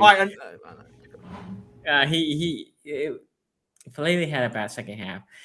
The Ravens then in the second quarter. In the second quarter, they start putting Josh Oliver, and I said this, I tweeted about this. I said, Josh Oliver has to have a hell of a game. Not because, he ended up catching a touchdown after that. His blocking was spectacular when a time that we needed it, right? Falele got better, and as he got better, then the offense started to go back and get a little bit of a roll because now you don't have to have 6 linemen there. But other than that, look, outside of backers also, you lose Justin Houston early in this game. Early. And you're down to Odafe Owe, which I have it in a milk carton somewhere. They're still looking for him. And you have a dude that you signed on Wednesday. That was it. That was your true outside backers. The dude got a sack. I'm blanking his name, but he got a sack, which good for him. And then Armour Davis. The Ravens didn't want to play Stevens because the rumor is he's still dealing with the pull muscle. He was active. But Armour Davis got like almost 100 yards on him. And the guy was open. Not Sammy Watkins. Parker. Parker was open. And when they bench him, Armour Davis, Stevens was so much better. There was a catch that Parker had over Stevens, and I can live with those catches, right? Mac Jones made a beautiful throw over Stevens, a place. But Stevens had the coverage, right? As a corner, as a defensive guy, that's what you want from your corner, right? As I was telling on my stream, I said, like, the defense always has the lose. The offense has the advantage. If the quarterback makes the right throw, the defense can only do so much, right? So in that position, I thought Steven after that had a hell of a game again. It was only that one completion. They might have had another completion, but he had a strong game. Marlon Humphrey, super strong game. The interception, what's it, Aguilar, one of the receivers from them. They basically, instead of trying to go around Marlo, they wanted to go through Marlon Humphrey, when Marlo was like, you're not. And then pressure. This is the key. All the turnovers happen on pressure. There was the one interception that Bynes had. That was just a bad throw from Mike Jones. But the other two was pressure. And so the ball had to come up quick. He was expecting, again, it might have been Parker or Aguilar to be around on the back end. So it was either going to be a catch or incompletion, but no, Marlo was there. Interception. Kyle Hamilton had a strong game. Very strong game. Not only in the fumble. His coverage skills was you can see the progression on him. There was, again, Parker had a game against us again. Most of it was against Armour Davis, but there was, I think, one more catch. Overall, I think the secondary played better, but this is not a high-power offense, right? You have to put these caveats together. Do you think the Patriots actually run plays? Like they scheme, or do they just like a kid in Madden, just like, I like this play today. Here's my cheese play. Calling plays, maybe. It looked funky sometimes, but the thing is, look, I will say this: when the Ravens did not put pressure, when Mac Jones was there sitting in the pocket, he looked fairly good. Yeah. If you go back and watch that game when he had time, he looked good. When he did not have time, and the Ravens right now cannot put pressure unless they're blitzing. So they need to go back to wink defense and just put pressure. Blitz. When they were blitzing, they were putting pressure. That's how they got their sacks. There was no, let's rush 3 or 5. No. Running defense is the problem that I'm having. And now Mike Pierce is just, I don't know how long he will be out, but I think it's gonna be weeks, and he was having a strong campaign. And I will go back. I don't necessarily think it's the linebacker, the D lineman. I think it's the linebacking core. Patrick Queen, I think he's having a not so good year, in my opinion. To put it lightly, in binds, you can only squeeze out of binds so much. And because I think they're going into that 3 safety look, but that's usually not great against run. So they explained that. Talking about the offense, Lamar Jackson had 2 bad throws in my opinion, just 2 for the whole game. The pick, it wasn't a bad throw. It was horrific. I mean, it was just. Did they show the all 22? What did he see? Because it looked like he no idea what he was seeing. Okay. I think he was like, I'm gonna let it go that way. Yeah. Bateman was nearby. Bateman was in the area. So I don't know if he was thinking that Bateman was supposed to cut out. Yeah, I thought it was a wrong route or something. Yeah, it could have been. It could have. I mean, because it was so bad. It was so bad. It looked like the wrong route, and then in another angle, you see Bateman like in that area, but it's not. Yeah, he's like there, but it's like over a little bit. Yeah, it could have been that. And then another pass that Mandrews was running open, left or right. I can't remember right now, and he just completely threw behind Andrews. So those were only 2 throws. The other ones, I thought he had a very, very strong game. At halftime, I said Ravens need to go back to 2019. And what I meant by 2019, I need Lamar to run the ball more. Why? To slow the pass rusher, because Falele was having issues. Well, he did that. And there's no answer after that. Because when he started running and he was throwing darts, they had no answer. Talking about our guy Bateman, he had a quiet game. He had that fumble. I actually thought it was an incompletion, but whatever. I know some Ravens fans were complaining because Andrews was getting held a little bit throughout the game. Even the touchdown pass, if you look at it, that's a PI. Didn't call. But as I said to Ravens fans, I said, I love how they call this game. Let them play. And they had that's how they had it throughout the game. So I had no problem. If that's how they're going to be calling the game, they were consistent enough. Right. So yes, I prefer that style of refereeing. Duvernay. The one thing with Duvernay, he only had 2 catches, but the touchdown catch, he was contested, and he's being the contestant catch guy, and I love it because we didn't have one. And Duvernay is high pointing that ball, contesting catches, touchdown. And to finish, J.K. Dobbins show a little bit of burst in a couple plays. Coming out from a year and a half of not playing, and then Justice Hill, a guy that I had never praised in this show before. Great runs. Not only he had a big one. He had a big one, but not only that, he had a couple of runs. He looks like he's seeing after that play. I don't know if they say, "Come on, boys, what's wrong with you? Look at the cutback. Don't just be like focused into the one area." And as he's running now, he looks like cutback. Let me just hit the home run. I thought they played good. The biggest problem Ravens have right now is on defense. And people will tell me, "Oh, it's the secondary." No, it's not the secondary. It's the pass rushing. We cannot rush the pass. The secondary can only do so much. Armour Davis, yes, I understand. People are killing him. I'm like, he's a 4th-round rookie. There's growing pains with him. But the pass rush, because we had no pass rush, quarterback can sit behind, looking pretty, throw, and again, it's only so much you can do. Big week coming up. Big week coming up. They got Buffalo next week. Yeah. So big match. JPP got signed, obviously. Yep. And so he should be full practice, and then obviously he's gonna be used as soon as Buffalo. Yeah, he's gonna be in the Buffalo game. Yeah. But I'm curious. I'll start with you, Ace. What do you thought about this game? Yeah, I think looking at this game, I expected Baltimore to come in and win this game. Going through some of my notes, I think Patrick Queen had a sack early on. Also, almost had a pick 6, so I think Patrick Queen had a good game. Josh Bynes, apparently when he puts on a purple jersey, is just a Hall of Famer. He had a good game in this one, had one of those picks. I do think Judon was getting pressure. He just didn't get home. Like, he would get in Lamar's face. There was one play where I think Lamar pretty much juked out of him and ended up doing his thing. He was there, but, he didn't end up sealing the deal. I agree with Sonny. I think the sack that they gave him wasn't really a true sack. But for Lele against Wise, that got very concerning for the rookie when I was watching that, because it just seemed like that Wise guy. Now, I don't know how good Wise is. Me neither. But he was dominating for Lele. That looked somewhat concerning.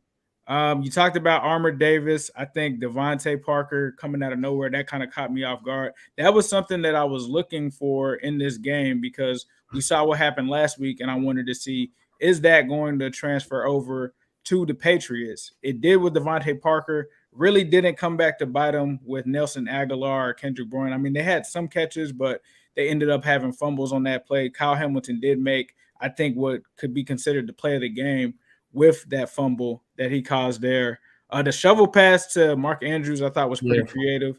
He had his imprints all over this game. I mean, he goes up in devil coverage, grabs that touchdown. I mean, Mandrews is having himself a day here.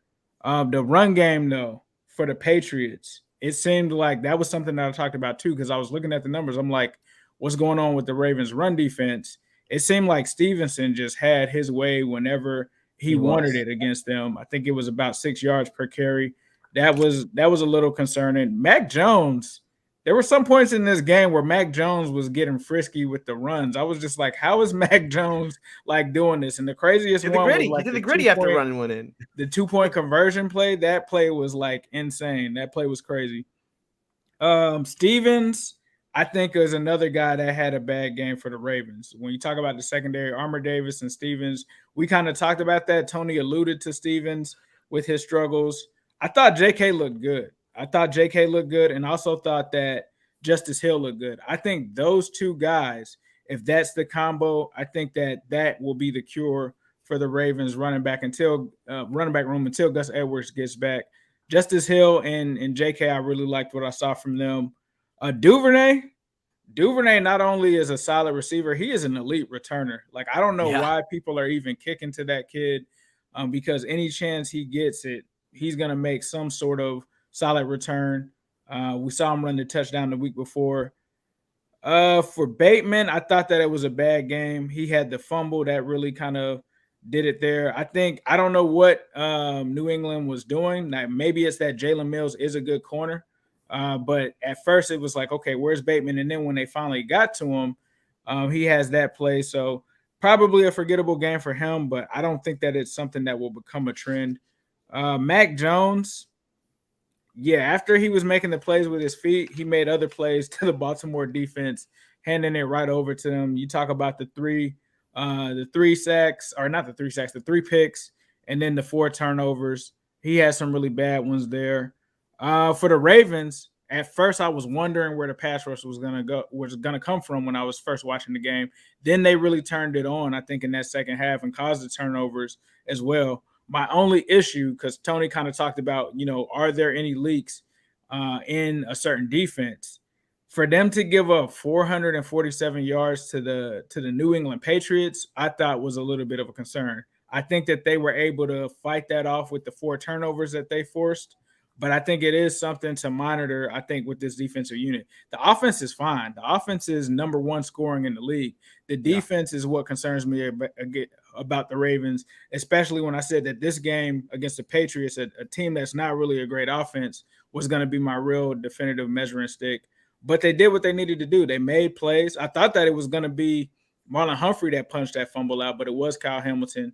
He bounces back. Marlon Humphrey has the ceiling pick, I think, as well, in the end zone. Peters had playing well, but I don't know what it is with the big plays that are happening with the secondary, with the defense. If they can get those under control, I think that they could be a better defense. But that was the only thing that stuck out to me. I thought that the offense played well. I think that the Ravens are back on track. But the only thing, if I'm a Ravens fan, the only thing I'd be concerned about is the defense. Okay, so how was picking the Chiefs or the Bengals in your survivor pool? And that being said, I was like, oh yeah, survivor pool, let's check. And look at this. We have a winner already. Oh, and they picked the Bengals. How about that? Wow. Week 3. I don't know. We might have to do another survivor pool. Yeah, let's get another one going. It's already over. It's too quick. So whoever Ace and I were not eliminated, though. I just want to throw that out there. We have not been never eliminated. Never in doubt. Eliminated. Never in doubt. If you didn't join.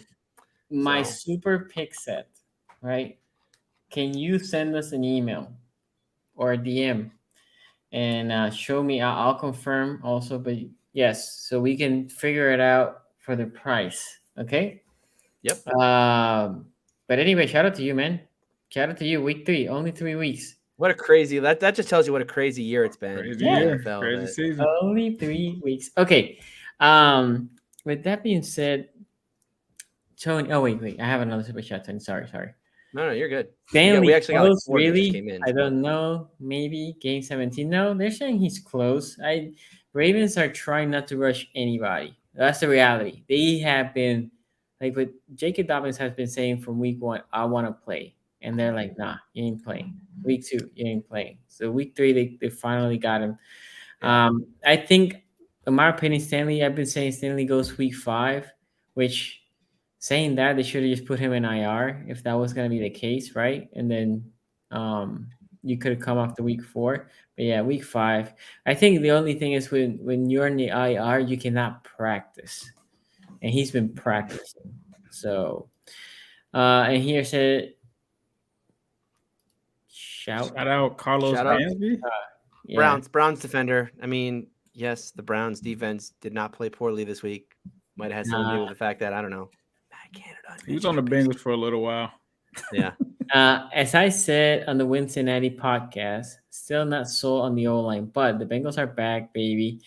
Who they? Yes. All day, every day, especially all year round. Yes, You guys have no idea how much life Bengals fans are giving me right now, knowing that I get my team gets the Jets this week in Pittsburgh. You're gonna get them with Zach Wilson though. Zach Wilson. I don't care. I mean, listen. It might be a good thing though. Oh, well, actually, when you look at Trevor Lawrence year over year, that's the problem. But they actually got good coaching over there in Jacksonville. I'm not worried about the Jets. Professor Chaos says, luckily, Dr. Phil was at the game to check Tua. Tua's back was hurting. All right, that's it. And then Roy here says, Lamar Jackson interception, the DB drop on the go route, and jump Bateman across the route. LJ assumed he would follow the go route. Okay, look, I haven't watched the old 22, but if he jumped that route, right, that means Lamar was staring that area. Yeah, for a corner to drop on a go route that easily, he might have been staring that area, because if you're Lamar Jackson and you see that corner dropping there, and the go route just being wide open, then you just have 6, right? So, yeah, I mean, we'll see. Again, I think he only took 2 bad passes in the whole game. That was one. The Patriots have multiple chances to get back in this game, but Mac Jones threw a bad ball in the end zone to end their chances in this game. Get back. They were. I mean, I understand what he's saying.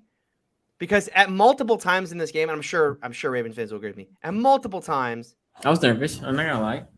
No, you weren't nervous. At multiple times, you were thinking this game is over. Because I certainly every time. So there was that sequence of after Miami. You think we're gonna say that, Tony? Well, I guess yeah, that's true. You guys, yeah, that's true. Okay, so from the outside, here's how I felt about this game, because I had on Red Zone kept showing it. Red Zone showed a lot of this game.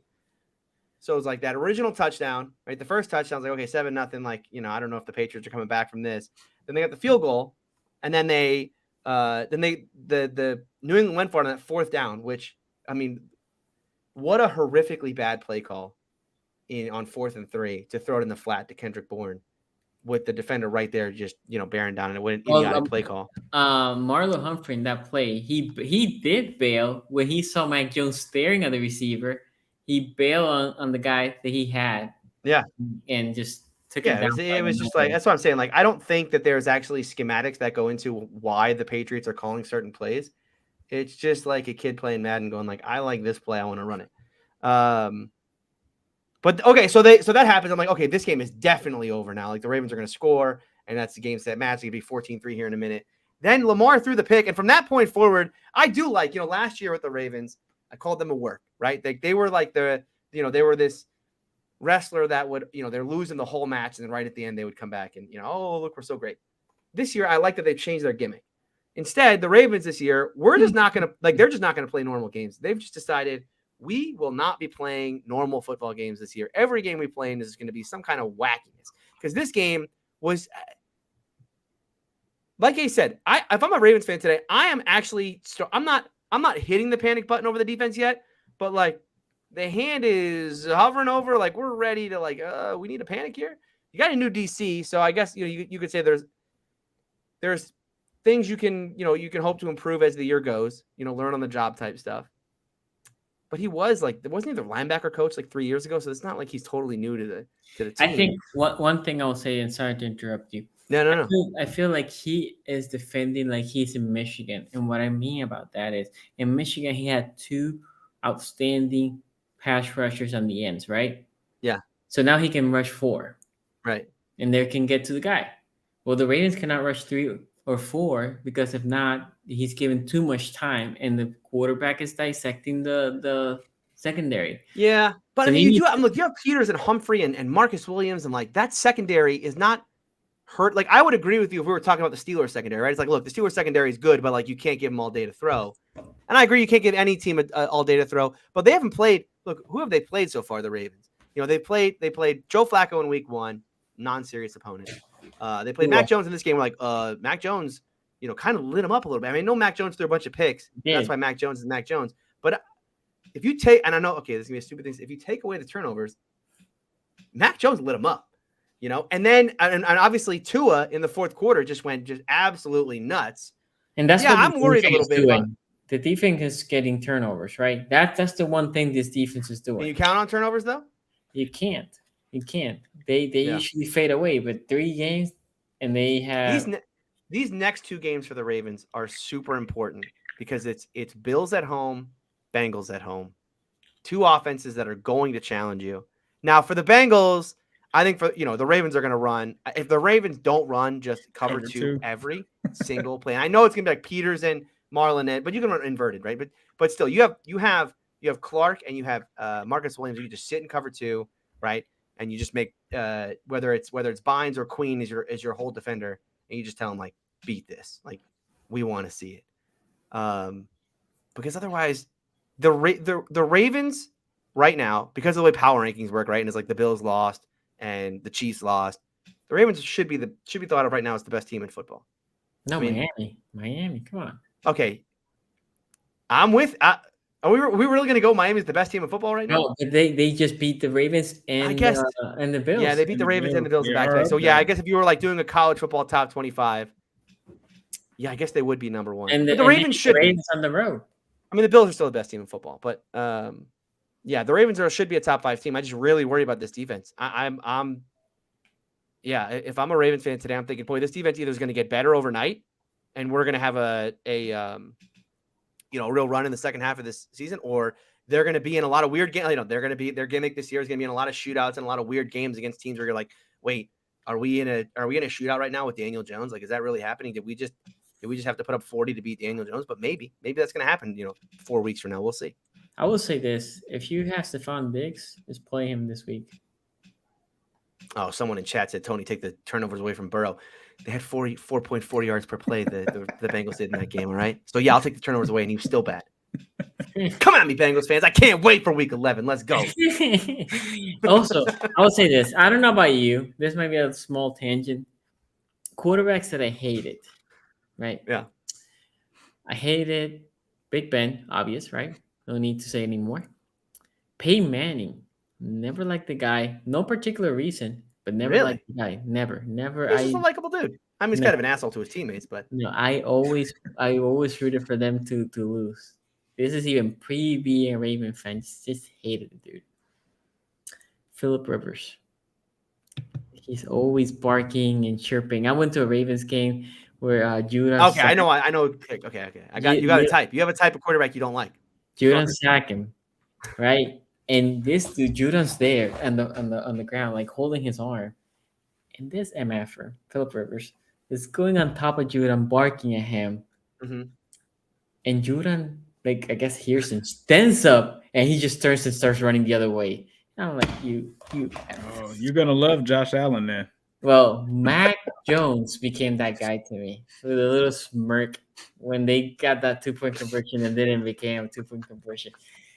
I was ready, like, where can I pay to slap this guy in the face? Where do I have to pay to slap Mac Jones in the face? This dude, obviously, I did not wish for him to get hurt in that last play for them. Oh my God! But his little smirk, man. I was just like, dude. So you don't like quarterbacks who show any sort of like with like trash No. talk, like any sort of like trash talky type quarterback, I had never had that big of a problem with Tom like Brady. Brady. I'm sure. No, I never had a problem with Brady. Although I hate when he complains about somebody touched me. Where's my flag? Oh yeah, well he's Right. he's That I one of hate. those top quarterbacks who thinks they should. I mean, Joey Burrow, he talks his smack. I don't necessarily have I a would problem with Joe. understand. Yeah, with Joe Burrow. Yet. Yeah, I was gonna say, let's see if you get the revenge on 525. Mac Then Jones, man. we'll see how Mac you feel. Jones, you really gonna be talking Mac Jones? Have you guys been seeing? Not that it's a huge story, but it's almost like a Twitter underground thing. Have you been seeing the videos that have come out with like Josh Allen, the stuff that he does in like piles that he gets away with? No. You need to tag us on it's that. been crazy. Like Josh Allen in a pile, you just can't trust him. I mean, it's like he took some guy's helmet off. It's been Oh, I saw that he got penalized for that. One of them was not safe for work the week before. Okay. Damn. Okay. I mean, they say you know that it's no fun being at the bottom of that pile because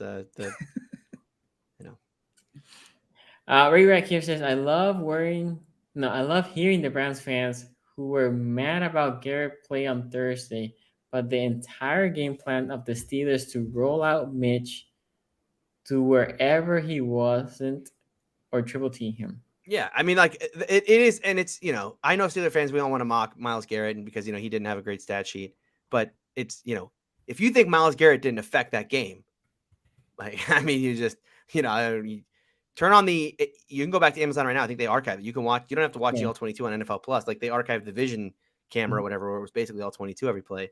Like very clearly, the Steelers' entire offensive game plan was we are not going to let Myles Garrett beat us. We're going to do everything in our power to make sure that doesn't happen. Trey here says, Zach Taylor, are you listening? You might want to double team or triple team elite edge rushers. Just might think about it. It's a good idea. Again, the Ravens, when Falele was getting eaten, then they started putting two guys in there, and then that stopped it. Best defense in the North, if you had to choose right now. Okay, I'll without TJ. I was gonna say the caveat here with TJ. I'll say the Steelers. Without TJ, I'll say the Bengals. Yeah, it's the Bengals without with TJ being hurt right now. It's the Bengals. Ace, what is your opinion? I would probably say the Bengals right now, but I still, like I said, I gotta see them against Miami. This is gonna be the first time they take on one of the top offensive minds in the league with the coach, and from a talent standpoint, Tyreek Hill and Jalen Waddle, that's gonna be quite the task. Yeah, I don't think Tua plays. I'm telling you, I don't think Tua plays. I think he's gonna play. I think Tua's gonna play. He's not even in the concussion protocol. Yeah, I think if he would have been out of that game then, but I don't think that they can like reverse the concussion protocol thing. Okay. Be more nervous says if the Ravens defense is firing on all cylinders and get right week 10-ish, ride that momentum into LJ Pay's Super Bowl win. Now, I will say this. The only thing, and shout out to you again, thank you for the 5 pounds from England. The only thing the Ravens have for week 10 is the potential of being healthy, right? Because Bowser is tracked to be back, let's say week 6-ish. And Ojabo, they're saying that he's looking good about week 10. And at worst, because I'm not going to trust Ojabo here to change the defense, but we need buddies. At this point, you need buddies. And if JPP can be something, right? And Houston's injury is not serious. I don't know if he's going to play this week, but it's not serious. Well, between Houston, JPP, Odafe, Ojabo, and Bowser, at least you have more than two, because that's the biggest problem right now. We had two active. Okay, but here's the thing, Sonny, and I don't mean to be mean here, but like we're talking about the Ravens. So if we're saying 8 weeks from now, we're more likely is a storyline for the Ravens more likely to be they're finally getting healthy defensively, or is the storyline more likely to be thank you for who just went down again? Yeah, thank you for that. I appreciate that. No problem. Ray Rack here says, to me, the only reason the Steelers were able to do it to do it is because Clowney was not in the game and no one else could win one-on-one. That's why the game plan worked on Garrett. So somewhat. And credit, and look, credit to the Steelers offensive line, because this was an offensive line that we all killed in the offseason. They're playing better. They're playing better. Yeah, I mean, look, it's not exactly like the Browns have 3 other all-pros next to Garrett, right? That's the point of that super chat there. But when you think about Kevin Dotson and Okorafor and Mason Cole in the middle, like the worry was that this offensive line was just going to be, no matter who they went up against, Mitch is going to hold on to the ball too long, and they're going to go up sacks left and right. It really hasn't been the case. They've done a good job of game planning out guys like Hendrickson, guys like Garrett. Those guys haven't really wrecked games yet, but it also hasn't, because they're having to work around those things because the pass rushers, they still don't believe they can block those guys one-on-one. It doesn't affect the game plan, and therefore, it limits some of the things that Canada can do, even though, when you take an offensive coordinator as bad as Matt Canada and tell him you can only do certain things. Like, wait. The Canada. You love the Canada. I used to. Like I said, if anybody wants any Canadian gear, just DM me, Steeler Country on Twitter, selling it for pennies on the dollar. Canada hats, Canada shirts, flags. I got it all. It's good. We're bargain prices. And with that, guys, remember we are presented by True Classic. Go check their shirts and the other gear. Great stuff. Also, Manscaped. Shout out to Manscaped for sponsoring this video. Reach out to me, the person that won the survival pool. There's gonna be a poll on Twitter. Should we do another survival pool? That's gonna be the poll. If you think you would like to participate, go answer it, and then we can maybe, not for this week, but maybe for next week, we'll have another one open. Oh, you know what? And winner of that survivor pool will get a Canada hat, shirt, everything. Tony is giving them away. Wait, Tony. Yeah. With this, legit. Over or under, Canada gets fired this year, or over, you take it for another year. It's going to happen in the offseason. He won't get fired. His contract will not be renewed because it is up after the end of this season. Yes. Gotcha. Yes. So he will be let go. He will be relieved of his duties. I thought you were going to say over under Kenny Pickett starting. I want to ask you this though, Tony. Who's worse, him or Todd Haley? No, I would love Todd back. I said this on my show the other day. Listen, the fact that the Steelers fired Todd Haley, and I know they had to do it because Ben hated Haley, so they had to do it. I get it, but Todd. I've been there at that point. I remember I wanted Jay Gruden back at one point. But Todd Haley was legit good for them, right? Todd Haley changed how Big Ben was conducting the offense, extended his career. Whatever he wants to say, he extended Big Ben's career. Yeah. And they were good. But Big Ben, I don't even know why, but he hated Todd Haley. All right, here's what I want for the Steelers. We'll end on this. Here's what I want for the Steelers offensive coordinator. You know how the other couple years ago it was just anyone who even knew Sean McVay, like if you just had his email address, you could get a head coaching job. That's what I want, but for nerd coach. Like if you know nerd coach, if you worked with him as you talked to him in a casual conversation once, you are up in the running for the Steelers. So you want the wide receivers coach of Miami? Yeah, I should go look up their coaching staff now. Literally anyone on that staff right now to be the new OC. Let's go. I'll take it. And with that, guys, we'll let you go. Wednesday we'll be back, so make sure you follow us, subscribe, and hit the bell so you know when we go live. Wednesday, also on Twitter, go check that poll. If we get, I don't know, at least 60% of people saying yes, we'll go ahead and create the league. See you next time, guys. Peace out.